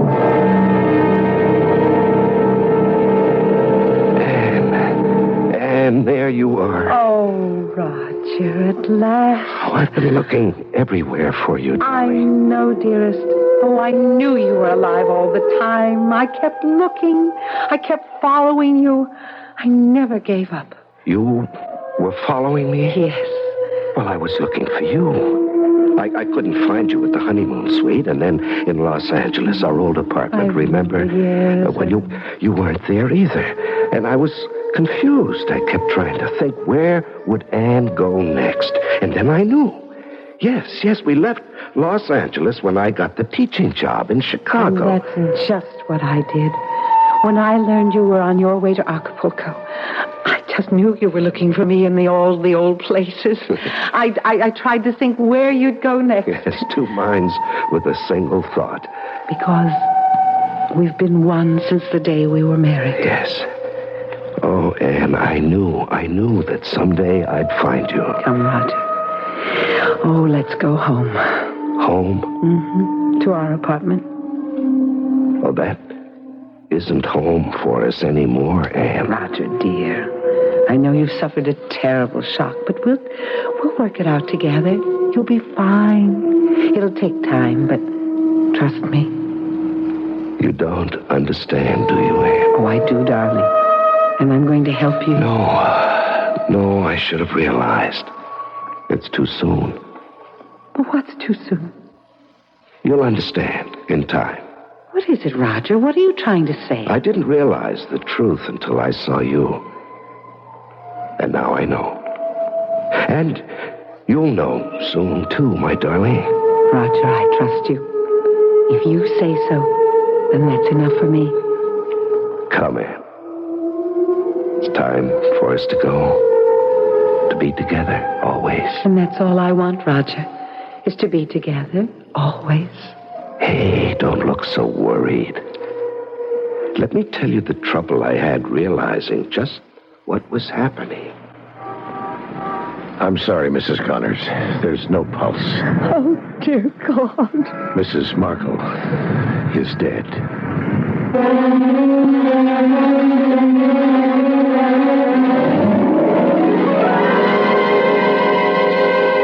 Love has a way of fulfilling itself. Across eternity, Anne and Roger Markle find each other. And Madge, earthbound and mourning for her sister, cannot know the joy Roger and Anne are sharing. She will bury her sister's body without the slightest inkling of Anne and Roger's present happiness, for they love one another and have found one another. And what more could either of them ask? I'll be back shortly.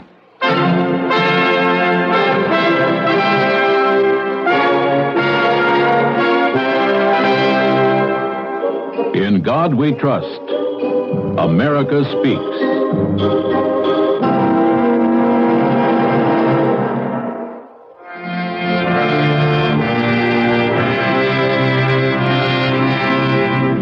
From Abraham Lincoln's Creed, I believe in God, the almighty ruler of nations, our great and good and merciful Maker, our Father in heaven, who notes the fall of a sparrow and numbers the hairs on our heads.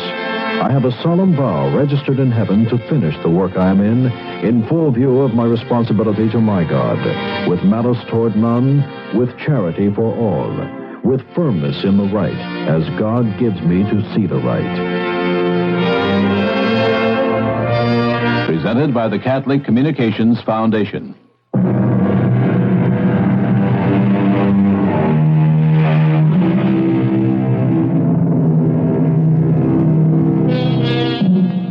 Some people chase rainbows.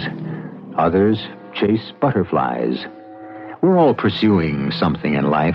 A hope, a dream, a mate, even happiness. And when the object of our pursuit is love, no barrier is too great to overcome. For love is the pot of gold at the end of the rainbow, the monarch butterfly of all human needs and emotions.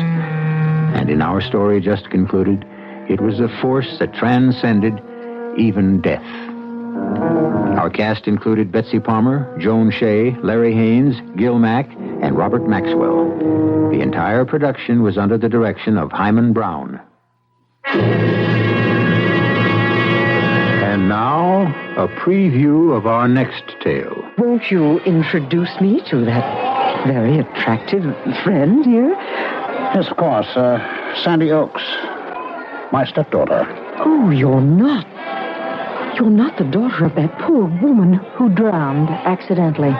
Yes, Mrs. Chapman, I am. You know my... Oh, Greg told you. No, I've been watching you and Mr. Manchester ever since he met you a week ago. Watching? Greg, darling, what does she mean? Oh, never mind, Florence. She's a troublemaker. She tried to stop me from marrying her mother. I tried to stop you from murdering my mother. Oh, gracious, such talk. You're in a restaurant. Mrs. Chapman, let me give you a tip. A tip that will save your life. Say goodbye right now to this charming, well-dressed murderer. This is E.G. Marshall inviting you to return to our Mystery Theater for another adventure in the macabre. Until next time, pleasant dreams.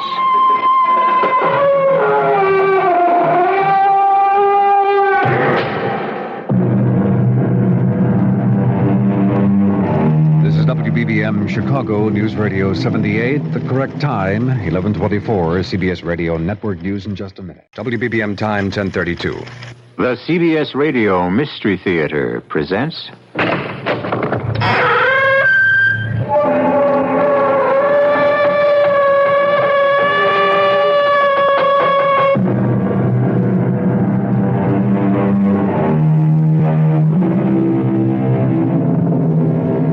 Come in. Welcome. I'm E.G. Marshall. In a strange state at the moment. Here in my book-lined library, I've been browsing and coming across a well-thumbed copy of John Donne, the great English poet. My mind leaped instantly to his most famous lines. Any man's death diminishes me because I am involved in mankind, and therefore never send to know for whom the bell tolls. It tolls for thee. And suddenly I was reminded of a story which half relates to that dour prophecy and half, well, judge for yourself.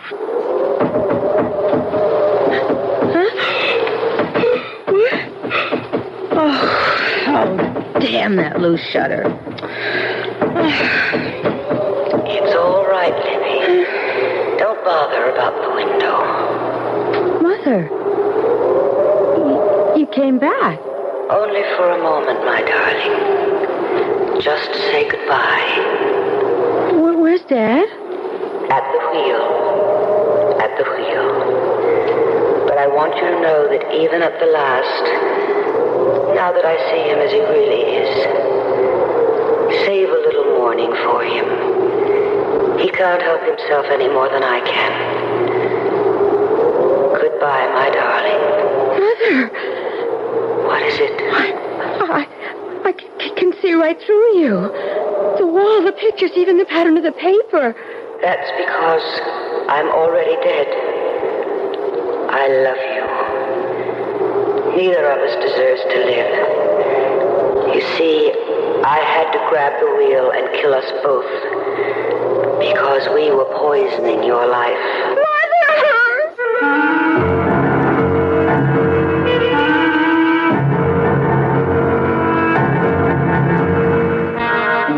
Our mystery drama, When the Death Bell Tolls, was written especially for the Mystery Theater by Ian Martin and stars Mary Jane Higby and Rosemary Rice. It is sponsored in part by Buick Motor Division. I'll be back shortly with Act One. Here's a tip from your Better Business Bureau on the metric system. You know, the worldwide trend today is toward a universal system of measurement, the metric system. The names of this new system may sound strange to you at first, but fortunately, there are only a few words that have to be learned for everyday use, and these are the millimeter, centimeter, meter, and kilometer for describing length and distance, the milliliter and liter for capacity or volume, the gram, kilogram, and ton for weight, the kilometer per hour for highway speed, and the degrees Celsius or centigrade for temperature. You're already using some of these terms more than you may realize. For example, when you go to the supermarket, you see weights expressed in grams on more and more packaged items. Now, for more information on this whole metric system, write to Metric Information Office, National Bureau of Standards, Washington, D.C. These radio mysteries are great for keeping you guessing, but there's no mystery about going to Northwest Federal Savings to get the highest interest rates possible. And you know you'll get the best help possible from neighborhood people who work there. For 50 years, Northwest Federal Savings has been helping people save for a new home, for retirement, or for peace of mind. And today there's a variety of savings plans, from the regular 5 3/4% passbook savings account to the full 7 3/4% savings certificate. Of course, there's a substantial penalty for early withdrawal from savings certificates. Saving at Northwest Federal Savings is a great way to invest in your future without guesswork.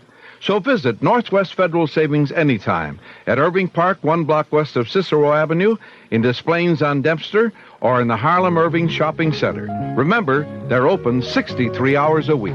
It's Northwest Federal Savings Time, 63 hours a week.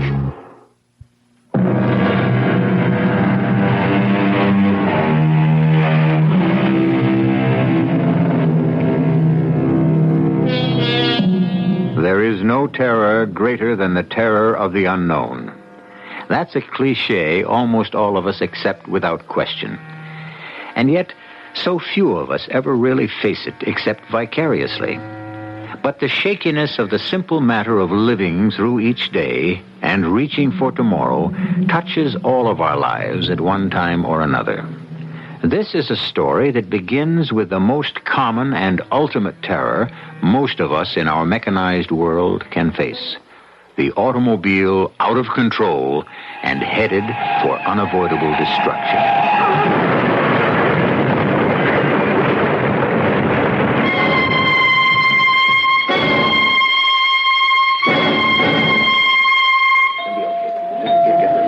All right, everyone, cool it. Dr. Anzuli. Yes, Doctor. Have the orderlies get the man into emergency and get me a rundown on him. Right away, sir. The woman is dead. Nurse, take her to the morgue. Yes, Dr. Okay, Sergeant. How did it happen? Well, I was on patrol with my buddy, Doctor, and we just called in our 2 a.m. check, and we heard this crash. Now, from the sound of it, I knew it had to be Slate's Corner. Why? And if you don't mind, tell me as we walk into emergency. Now, I don't know if you know that road. Yes, Bayberry Lane. Bayberry Lane, right where it takes that almost 45-degree turn. With old man Slate's private brick wall facing you if you don't make it. And that's what they hit on. Oh, just about head on. He'd started to make a left turn, so the passenger side took the worst part of the collision. And that's why the woman is dead. There was fire, too. Damn car went up like a rocket. The guy managed to roll out and get away from the flames, but the woman, well, you saw her. Yes, and she was lucky at that. Her neck was broken at the moment of impact. Probably never even felt the flames. There wouldn't be none of her left if we hadn't been able to hook her out of there. The car was still burning when we left with the ambulance. You know who they are? We got some identification off the guy. Driver's license, etc. Dana Trent's his name. Okay. Suppose you give the admitting office all the information you got while I check Mr. Trent out with Dr. Anzuli. Yeah, I'll take care of it. Oh, how's it look, Dom? He's in shock, Doctor. I've got whole blood on the way.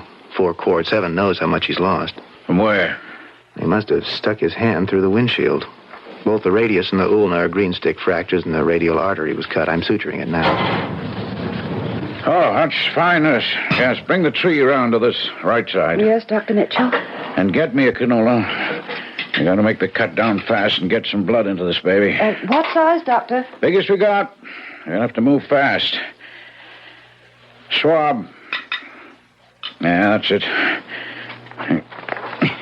Vein shot to hell. Arterial sclerotic.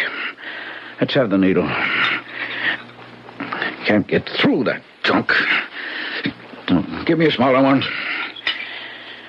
It's too young to have hardening arteries like that. Must be a high liver. There. That's better. Is the blood moving? Yes, Doctor. It's starting to feed in. Okay. How are you coming, Dom? I got the fascia sutured. You want me to do the fancy work? No, I trust your embroidery. Yeah, it's funny. If it's funny, tell me. I could use a laugh. No, not funny that way. When I was talking to the sergeant, from his report, he must have gotten to the accident within a couple of minutes. They had a tourniquet on Mr. Trent here as soon as they had him in the ambulance. And the police must have done something to stem the bleeding till it got there. So how come he's lost so much blood? Search me. You can see in what deep shock he's in. Did you palpate him at all? Nah, I was too busy fixing up his arm. Okay, nurse, move his other arm out of my way.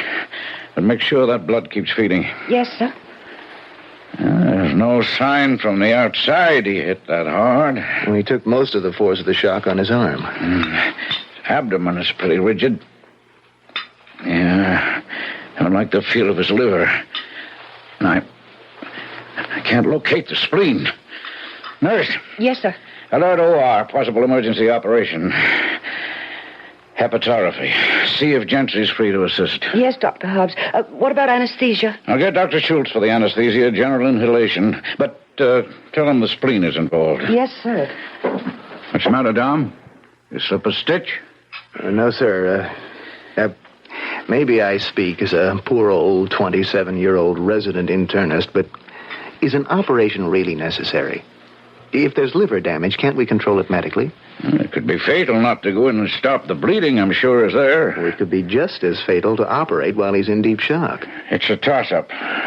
But we don't have to argue about it yet. Let's get him into X-ray and patch up his other troubles. You handle that while I go out and see the sergeant and find out a little bit more about just who this carcass is that we're arguing about. How's the patient, Doc? It's touch and go, Sergeant. Did you get an identification? Did I? And have we bought ourselves a live one? See, this guy Trent. Now, reason I guess none of us reacted too much to his name is he's been out of the picture a long time. I thought they got divorced. Who? Laura Stanton and him. Laura Stanton? The Philadelphia Stantons. Multi-millionaire family. See, she married this actor who turned out to be a real bad actor maybe 20 years ago. Oh, well, they'd be out of my circles. Them kind of people are outside of my circle. In one way, and in another way, they ain't. Now, I just talked to the lieutenant, and he wants to keep this under wraps until we get the story straight. Now, first of all, is this guy going to live? I can't answer that, Sergeant. He's an X-ray now, and where we go from there is an open book. But one thing I do know, that now he's identified, we've got to get his family or his nearest relative here fast. I guess that'd be his daughter. And let me have her phone number so I can bring her in. My guess is that an emergency operation is indicated. Technically, I'd need permission to go ahead with the risk involved. Well, you're busy, Doc. Well, why don't you let me handle that for you? I'll get her down here right away. Okay. I'll be right with you, Dom. He's got some wet plates may tell the story better than we know yet. But I have a hunch I have to operate. And from what you tell me, I'd feel a lot safer if I had the family's permission. I won't let you down, Doc. Now, they're still wet, a little hard to read, but you see on the scanner. Yeah. No broken ribs, maybe the 6th, 7th cracked a little, but no real fracture. Yeah, Dom, I agree. No evidence of fracture, or that the liver was damaged externally. But damn it, this is just a gut reaction. I know there's bleeding there. Dural hematoma, pelvic hematoma, aneurysm, I don't know. I think we got to go in. Only 2 things against that old buddy. What? First, we've got to build him up so he can take the operation. Okay, no argument there, but what's number 2? 2, you've got to keep your own skirts clean. Someone in the family's got to sign a release. Well, there's no problem in that. His daughter has been contacted, and she's on her way to the hospital right now. How's that for timing? Dr. Hobbs? Who? Mrs. Harcourt Stanton. She did? No, I'm expecting a Mrs. Olivia Trent. Oh, wait a minute. That must be the grandmother. Yes, of course. Send her right in. Say, is this the legendary Mrs. Stanton, the one who wore sneakers to the inauguration ball? I know nothing about the lady's idiosyncrasies, Dom. I guess with her background, she can afford to do it. You're about to learn some of her idiosyncrasies. How do you know so much about her? I was born and bred in Paoli, just outside of Philly. I'm a treasure house of knowledge about it and Rittenhouse Square and people like the Stantons. You want me to let her in before she breaks it down? Yeah, maybe you'd better. About time. I detest being kept waiting. You're very young for a surgeon, Dr. Hobbs. I'm Dr. Renzulli. I'm the resident. All I do is make guesses. The mistakes, I leave up to Dr. Hobbs. Won't you sit down, Mrs. Stanton? Oh, so you know who I am. Oh, yes. The nurse warned me. I mean, alerted me. I was expecting your granddaughter, Miss Trent. Olivia seldom leaves the house. She's a recluse. She is extremely delicate and easily upset. Besides, she would have been of no legal use to you. She hasn't reached her 18th birthday yet. I'm still her legal guardian. I see. I understand you want permission to operate on my son-in-law. Well, we would merely like authorization in case it should become necessary. Well, is it? Or isn't it? I'm afraid it isn't quite that simple, Mrs. Stanton. Why not? You know what happened early this morning? I know that my daughter Laura left our house with her husband, and that he smashed the car into a stone wall. He smashed himself into the same wall. Only my daughter is dead, and he is still alive. But very seriously injured. There's damage to the liver, probably the spleen is affected, and there's hematoma and severe internal bleeding. At this moment, what would you estimate his chances of recovery from a surgical procedure might be? And I can't be too hopeful. Perhaps 50-50. And if the operation is not performed, Dr. Renzulli? Well, if his condition doesn't improve in the next 12 to 24 hours, I could be wrong. The operation would become mandatory. But if we wait, in the meantime, he might bleed to death? We'd never let it go that far. But in your opinion, without the operation, his chances of survival would be lessened? In my opinion, yes. Thank you, gentlemen. That's all I wanted to know. And I have the consent form for the operation here, Mrs. Stanton, if you just sign it now. I haven't the slightest intention of signing it. I hope you're right, Dr. Hobbs, and that Trent bleeds to death as you anticipate. It would be a small return for the way he has bled my family. I absolutely forbid any operation. But, Mrs. Stanton... I'm gambling that you are right, Dr. Hobbs, and Dr. Renzulli is wrong. The best this man deserves is to die, and I would be happy to think he did it the same way he did it to my daughter. Slowly, irreversibly, just to bleed to death.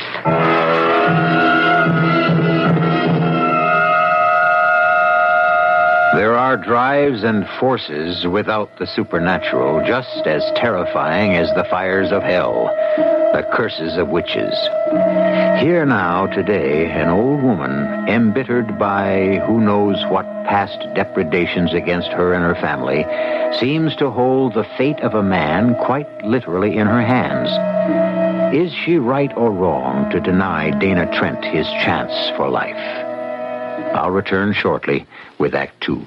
There are times when you feel like rolling, when the whole world's standing by, and you know just where you're going, and you know you're riding high.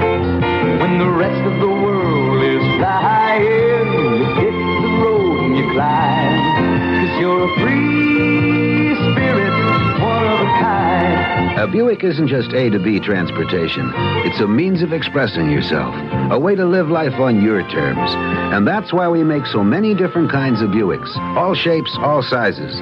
From Buick's Opel all the way up to Buick Electra. There are sedans, coupes, hatchbacks, 2 doors, 4 doors, even a 3-door wagon. The 1975 Buicks. They give you all sorts of free-spirited ways to ride out the times with style. For you, that's important. Free spirit, one of a kind. True Test hardware stores have a new True Test paint that'll let you get away with murder. True Test Supreme Easy Care Latex Flat Enamel. The flat finish wall and woodwork paint that scrubs clean like enamel.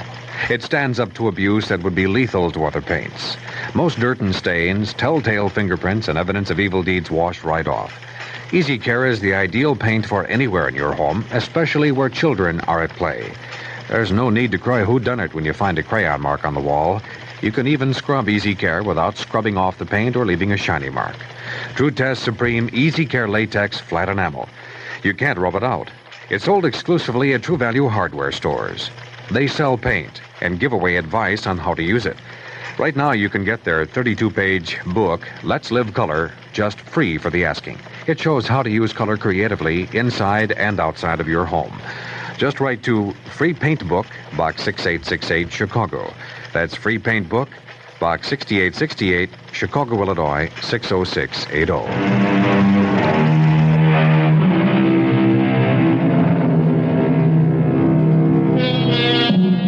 Dr. Mitchell Hobbs, Assistant Chief of Surgery at Temple Hospital, had been on duty for nearly 24 hours.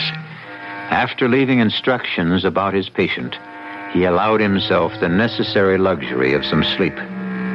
But when his alarm woke him at 7 a.m., and after examining Dana Trent, this quiet and controlled man became a raging tiger.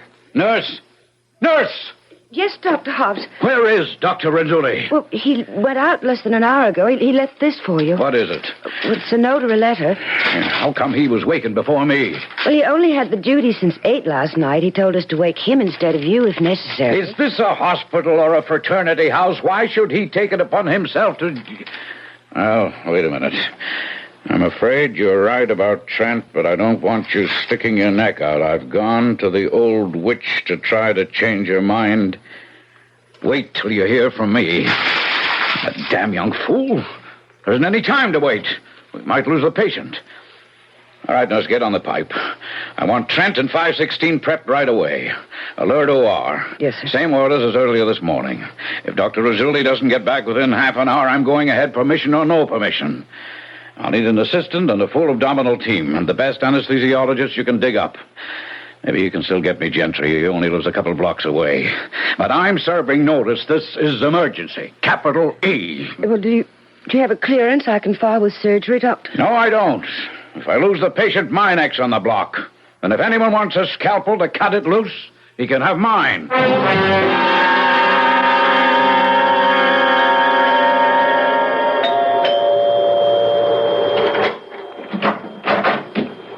Yes? Good morning. I'm Dr. Dominic Renzulli from Temple Hospital. I've been trying to reach you by phone, but it seems to be out of order. Oh, my grandmother ordered it taken off the hook. I'm Livy. I mean Olivia Trent. Is something wrong? I'm gonna level with you, Miss Trent. There's a whole lot wrong. Could I see your grandmother? I hate to rush you, but time is of the essence. It's about my father? Yes. Oh, please come in. Thank you. I'm afraid I can't disturb Grandma. Well, when she got back from the hospital earlier this morning, I was afraid she was going to collapse, so I gave her a sedative and got her to bed. Yeah. Now, I can't put it any way but right on the line, Miss Trent. It's your father's life. Now, my chief, a guy I think is the greatest surgeon in the world, is going to operate on your father without consent. And your grandmother is powerful enough to end his career if anything goes wrong. I don't want to take that chance. I see. Did you bring the consent with you? Well, sure. Then give it to me and I'll sign it. I appreciate that, Miss Trent, but you're not of age. I mean, legal age. I am 18. But your grandmother said you weren't. Look, Grandmother does and says a lot of things to protect me. It's her way of life. I guess a person would only have to look at me to see how overprotected I am. Well, it's about time I did something on my own. So please let me sign the paper. It'll be quite legal. Well... Would you like to see a copy of my birth certificate? No, it isn't that. Are you scared about what Grandma's attitude will be? I just don't want to get you or anyone in trouble. Your grandmother has already refused permission for the operation. Because she wants my father to die. But naturally you don't. Oh, I guess this will sound terrible to you, but I don't care. He's made a pretty good job of wrecking all of our lives. But Mother asked me last night... Well, that's beside the point. What it is, I suppose, is whatever else he is a human being, isn't he? Now, where do I sign? If you're sure that you know what you're doing, I'm sure. you ought to read it first. It doesn't matter. She said to save a little love for him. And if that makes her happy, that's what I want. Okay. Is there a table somewhere? Oh, right here by the phone. Give me the pen. Tom, where the hell are you? And don't keep me. I'm on my way to operate. That's what I wanted to talk to you about. Well, I don't. If you can see the blood count and the rest of his vital signs, you know. Simmer down, man. I just wanted to know you have my blessings and the family signature. You mean you got that tough old dame to sign a release? I didn't have to tilt that windmill. I have Miss Trent's signature. Oh, but she's underage. Fear not. I am sitting here gazing at a legal document I haven't seen since I did my tour of duty as an intern on the OB floor. A birth certificate. Olivia Pearson Trent is a doddering old crone of practically 19, and she signed the consent form, which I'm about to bring back to the hospital. A lady killer, as my father used to say in another era. See you at the shop. Well, by the time you do, it'll all be over one way or the other. I'm on my way to the operating room right now. May I ask what you're doing in my house, Dr. Renzulli, Grandmother. And he came here to get permission to operate on Daddy. And you gave it? Yes. No matter what he's done, no amount of wrongs make a right. Well, I suppose there's no way I really could have stopped it. But before you leave, Dr. Renzulli, I want you doctors to know what kind of man you're trying to save. Mrs. Stanton, No, you forced yourself into this. You'll stay until I shame the devil enough to tar you with the same brush. Grandmother, please. When one is as prominent socially as the Stantons are, and as wealthy, one needs constant protection. Grandmother. Quiet. Especially girls. I tried to protect Laura as carefully as I protect Olivia. But I failed. You can't live other people's lives for them. They have to live their own. Would you want me to have left you free to lead the life your mother led? Maybe if she'd had more freedom of choice, she mightn't have ended up as she did. Are you making me responsible for that? No. Mrs. Stanton, I really... I'm not finished yet, young man. I had a very difficult time having Olivia's mother. I lost 3 children before she came, and I never could have any more after her. I was also not as young as I should have been, and she was premature. It was a very difficult time for me, particularly since within a year after I brought Laurie home, my husband died very suddenly. You see, Laurie never knew a father. I had to bring her up and protect her. Grandmother. Hush, child, hush. I want to get this said. There was a young man in my husband's organization named Dana Trent. He was my husband's secretary. He was a great deal of help through the years, I thought then, because of his regard for my husband. I would have advanced him in the business, but he lacked ambition, and I needed him for other things. He was a suitable escort for a widow, and Laura was crazy about him from the time she could walk and talk. I could never marry again after Court died, and I felt that he served rather well as a sort of surrogate father for Laura. Oh, he was a charmer with very winning ways and handsome, and I saw to it he had every luxury. I'm a very tough, smart woman, but about some things we can all be blind. And when Laura was 16... Mr. Dana Trent made his first repayment of my kindness and indulgence. What? Laurie is going to have my child. It seemed appropriate for me to request her hand in marriage. You unspeakable... Laura, is this true? Yes, Mother. How long She's in her 4th month. Too late to do anything about it, I assure you. That's what you think. I'm going to have you arrested for statutory rape. You do, Mother, and I'll kill myself. I love Dana. I've always loved him. And I want to marry him. I want to have his child. Just as I've always loved Laura. You know that. Leave the room, Laura. It's no use. It's all right, honey. Go ahead. Just leave this up to me. Everything is up to you from now on. And for always, Dana. I love you. If I had a gun, Dana, I'd kill you. Oh, no, you wouldn't. You know Laura's future depends on me. Her happiness. You wouldn't do anything to destroy that. So we shall be married, go to Europe, drop out of sight for a year or so, and then bring you back your grandchild. Oh, there may be a little talk, but that blows over soon enough. Now, shall we discuss income? I warn you, I shall expect it to be a rather large one. It was a very large one. And they did bring my granddaughter back to me and abandoned her with me. Oh, I know it broke Laura's heart to leave her baby. But Dana had her spellbound. She was his slave, his, to do with as he wanted. I'd wanted love for my daughter, but not a sick love like this. For the next 10 years, he dragged her all over Europe. Scandal after scandal, women, drinking, gambling. Heaven knows what other filth he dragged her through. When I finally rushed to Paris to answer her cry for help, I could scarcely recognize the ghost that opened the door to let me in. Laura. Oh, good Lord. My poor baby. What's happened to you? I lost my baby, Mommy. No, honey. Libby's alive and well. I almost brought her with me. Libby? Olivia, your daughter. Oh. I lost my baby.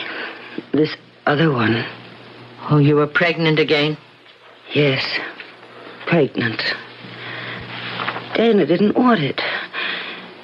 He made me... I went to a doctor. There isn't any more baby. I did it for him. Where is Dana? He left me because I have these things that happen. I'm not myself a lot of the time. Who is Laura? I don't remember. If I can't have Dana, I want my mommy. I want to go home. That's the man you want to save.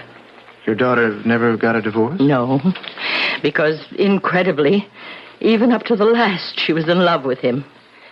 And besides... My mother was in hospitals and sanitariums until the beginning of this year. She came home for my 18th birthday. And so did Dana Trent. What was left of him. Do you know why, Doctor? No, but, really, Mrs. Stanton, I must get back to... I'm almost finished. Before my husband died, he'd settled a large trust fund on Libby.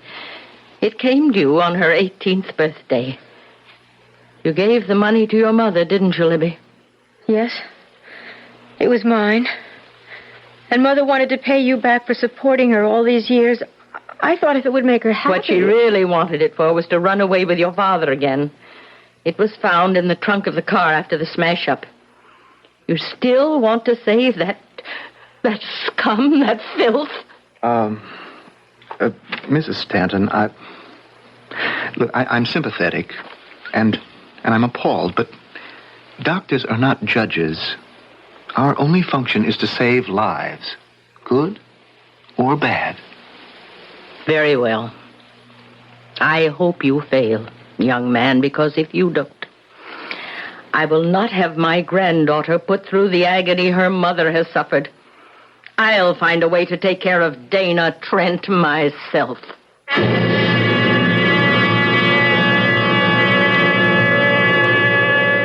Both Dr. Dominic Renzulli and Libby look at this indomitable and tough old woman with some consternation in their eyes. She is just formidable enough to carry out her threat. Will she have the opportunity? And will she actually go through with it? I'll answer those questions when I return shortly with Act 3. Morning, Greenhaven State Prison. Today, Jerry Rice is getting out. He paid for his mistake. We paid, too. About 10,000 tax dollars a year to keep him there. And unless he gets a job, he'll probably go back in. Wait till your daddy sees you. He's not going to recognize you, huh? You excited? If you're someone with a job to give, you can do something about rising crime by giving a guy like Jerry Rice a job. He's been thoroughly screened, so you'll know all about him. You complain about rising crime and the billions of tax dollars used to fight it. Nothing can fight it better than jobs. Welcome home, Daddy.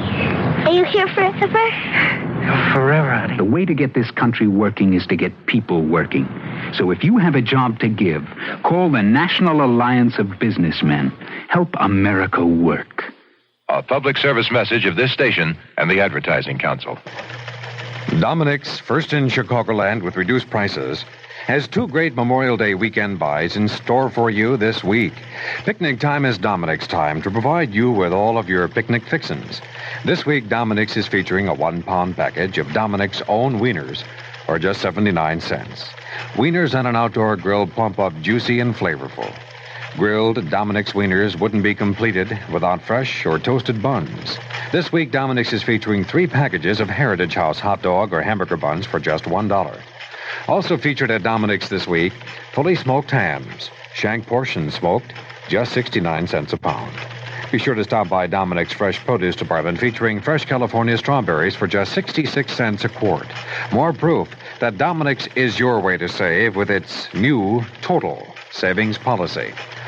This is WBBM Chicago, News Radio 78. Showers to the west, mostly cloudy with a chance of showers or thunderstorms late tonight, says Weather Command. The overnight low about 59 degrees. The high for Thursday, 75, but cooler near the lake. 63 degrees now at Midway, Lupin Lakefront temperature 61, humidity 52%. There's an old piece of doggerel which runs, "The rain, it raineth on the just, and also on the unjust fella, but chiefly on the just, because the unjust steals the just's umbrella."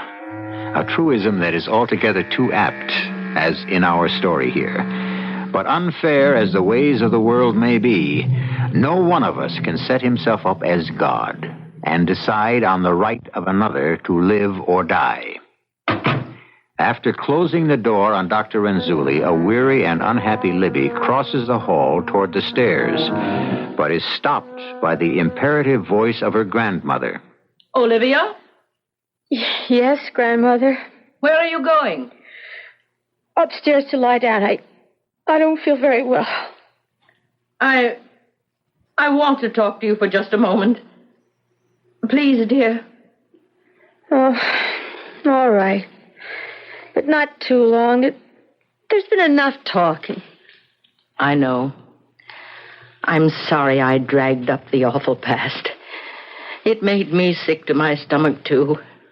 But I thought Look, I hope... You know you could never convince any doctor to allow a man to die when there's any possibility of saving him. Oh, I know it consciously. But deep in my subconscious is buried such a hate. A terrible, consuming, driving hate against that man. I won't say his name. That I am willing him to die. And if God doesn't answer my prayer, then... Well, that's my business. No one else's. Libby, dear. Yes, darling, what is it? I want some reassurance from you. Me? What can I offer? About your mother. Oh, Libby, was it all my fault? Did I overprotect her, shield her too much from life? Smother her, drive her to run away from all my love to someone else? No, you mustn't blame yourself. Mother made her own choices. But it is hard, Grandmother, to be, hemmed in. Not to have freedom to move where you want, decide what you want. Well, I suppose you plan to fly the nest, too. I may. It's time for me to start finding out for myself what I'm all about. So you do blame me for your mother? That isn't true. Oh, yes. Even for her death? That certainly isn't true. And I could, well, sort of prove that. How? Because of what happened last night. Oh, did you have a bad dream? I thought I heard you call out. What happened? Well, I woke up suddenly, and I suddenly felt this cold chill. And you know how warm last night was, and I had my window wide open, and then, all of a sudden... Huh? What? Oh, damn that loose shutter. It's all right, Libby. Don't bother about the window. Mother, you came back. Only for a moment, my darling. Just to say goodbye. Where's Dad? At the wheel. At the wheel. But I want to ask you, now that I finally see him for what he really is, save a little mourning for him. He can't help himself any more than I can. Mother! What is it? I can see right through you. The wall, the pictures, even the pattern of the paper. That's because I'm already dead. I love you. And neither of us deserve to live. You see, I had to grab the wheel and kill us both because we were poisoning your life.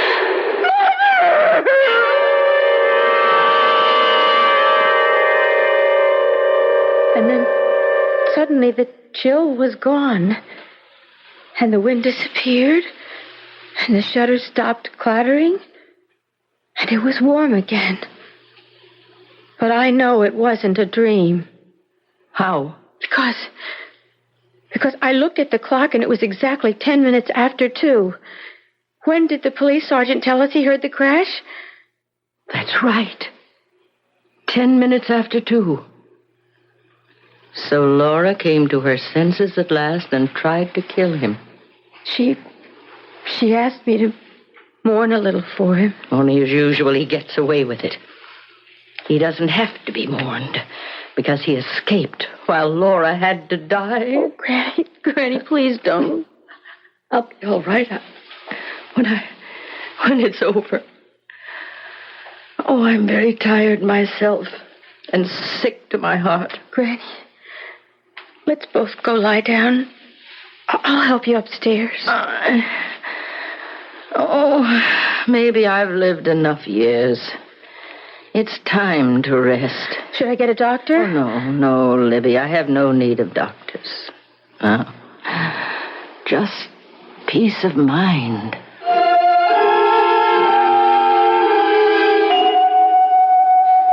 Dr. Renzulli. Doctor? Why, yes, Miss Trent. What is it? Look, I've got to talk quickly. Somewhere more private, please. Come on, I'll take you to Dr. Hobbs' office. What's wrong? It's my grandmother. Have you seen her? Here, I mean. No. Why? Well, shortly after you left this morning, we both went to lie down. I couldn't sleep. I kept worrying because I'd remembered about the gun. What gun? Well, the one we kept in the chest of drawers in the upstairs hall. Grandmother always kept one there, loaded. Oh, 3 women alone in a house with nothing but women servants should have protection, she said. Well, the gun is gone. Oh, and you think your grandmother took it? You heard what she said about taking things into her own hands. Look, this is Dr. Hobbs' office. I'll put you in here while Libby, what are you doing here? Looking for you. Why are you here? Well, I came to see Dr. Hobbs. His nurse told me that I'm too late. The operation has already begun, so I'm waiting. Why? Well, I have a vested interest in the result. Obviously, my future depends on it. It may be rather a long wait, Mrs. Stanton. May I take your bag and put it somewhere? No. I prefer to keep it myself. I just thought you looked uncomfortable. I am quite comfortable, thank you, Doctor. I'm accustomed to carrying a bag. You just look kind of, heavy. It is. Granny, let me have the bag. Now, what is all this fuss about my bag? What for? I want the gun you have in it. What gun? The one from the chest in the upstairs hall. The one that is missing. Oh, so you noticed that too, eh? What do you mean, too? I did go for the gun. I had intended to use it, but it wasn't there. Wasn't there? That's right. Oh, don't look so disbelieving and scared. Here, take the bag and see for yourself. I'm quite unarmed and reasonably safe. Well, then who took it? I did a lot of thinking about that. And suddenly, remembering back to your, well, let's say your dream, I suddenly am quite sure it was Dana. Why? Because I don't think your mother went with him willingly. I think that's why... Well, we won't go into that in front of Dr. Renzulli. I think when we check with the sergeant, the gun will be found in the remains of the car. Funny. I'm a foolish, rigid woman who's made a lifetime of mistakes. But suddenly today I realized how blind I've been, and my eyes were opened. By my granddaughter. Me? Yes. Oh, poor Laura. I sheltered her, overprotected her, kept her from any freedom of choice, just as you said. But I won't make the same mistake again. Oh, Granny, dear. You have your own money, Libby. Your future is your own. I won't interfere anymore. I'll get out of your life. You'll be better off without me. Granny? Yes.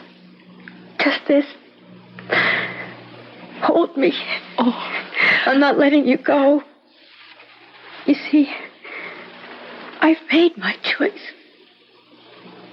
To stay with you. Oh, but Libby, you... I see everything so clearly now.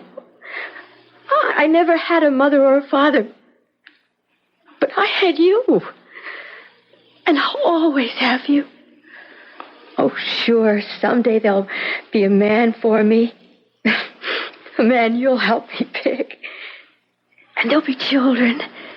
And you're young enough to be here for once more around the clock. And this time it'll be all happiness you, me, and Mother ever missed. As for my father, let him come around. And we'll kick him out for good. Come on, Granny. Let's go home and start building a new life. No sense us sticking around. Would you please excuse us, Dr. Renzulli? Of course. And, the best of luck. We don't need it. We'll make our own.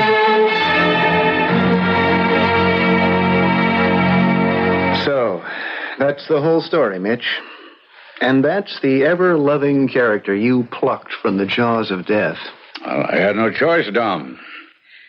But it's lucky she didn't decide to take the law into her own hands. What do you mean? Oh, the operation was a success as far as it went. I fixed up everything the car crash caused. But what 48 years of rough living have done to Dana Trent, no surgeon could fix. He has advanced cirrhosis of the liver and an extra quirk that nature, or maybe Providence, built in. An intrahepatic biliary obstruction. Non-operable? Non-operable. It's a safe bet he'll never leave this hospital alive.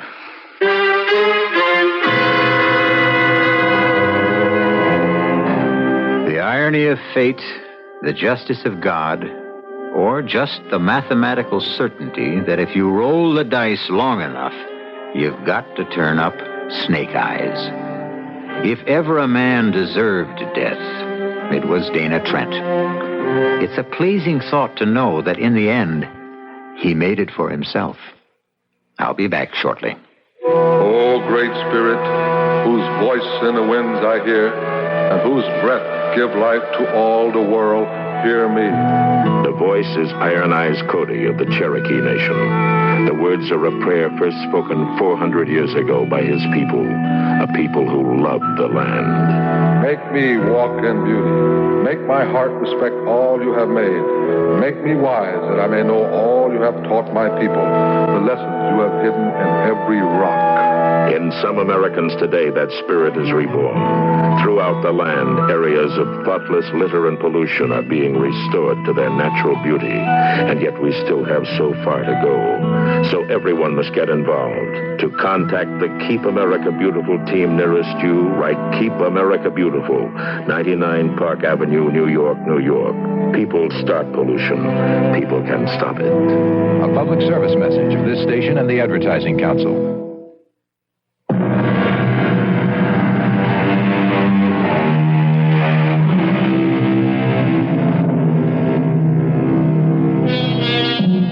From the Apocrypha in the Bible, and most probably the source of the piece of doggerel I quoted earlier, He maketh his sun to rise on the evil and the good, and sendeth rain on the just and on the unjust. This time the rain fell where I think we all would have wanted it to.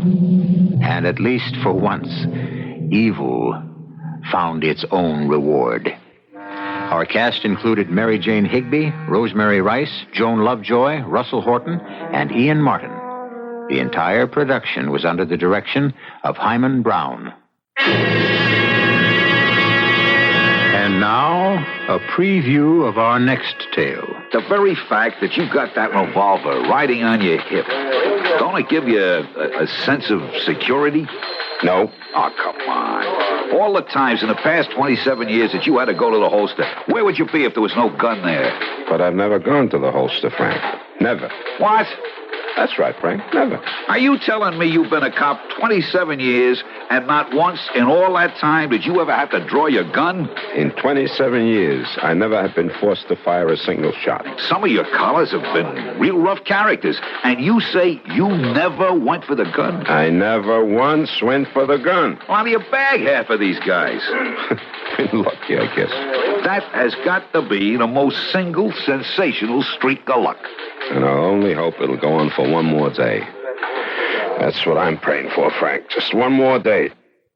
This is E.G. Marshall inviting you to return to our Mystery Theater for another adventure in the macabre.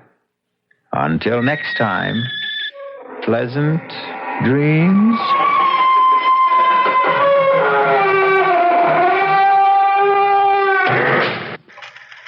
WBBM time, 11:24, temperature Midway Airport, 64 degrees.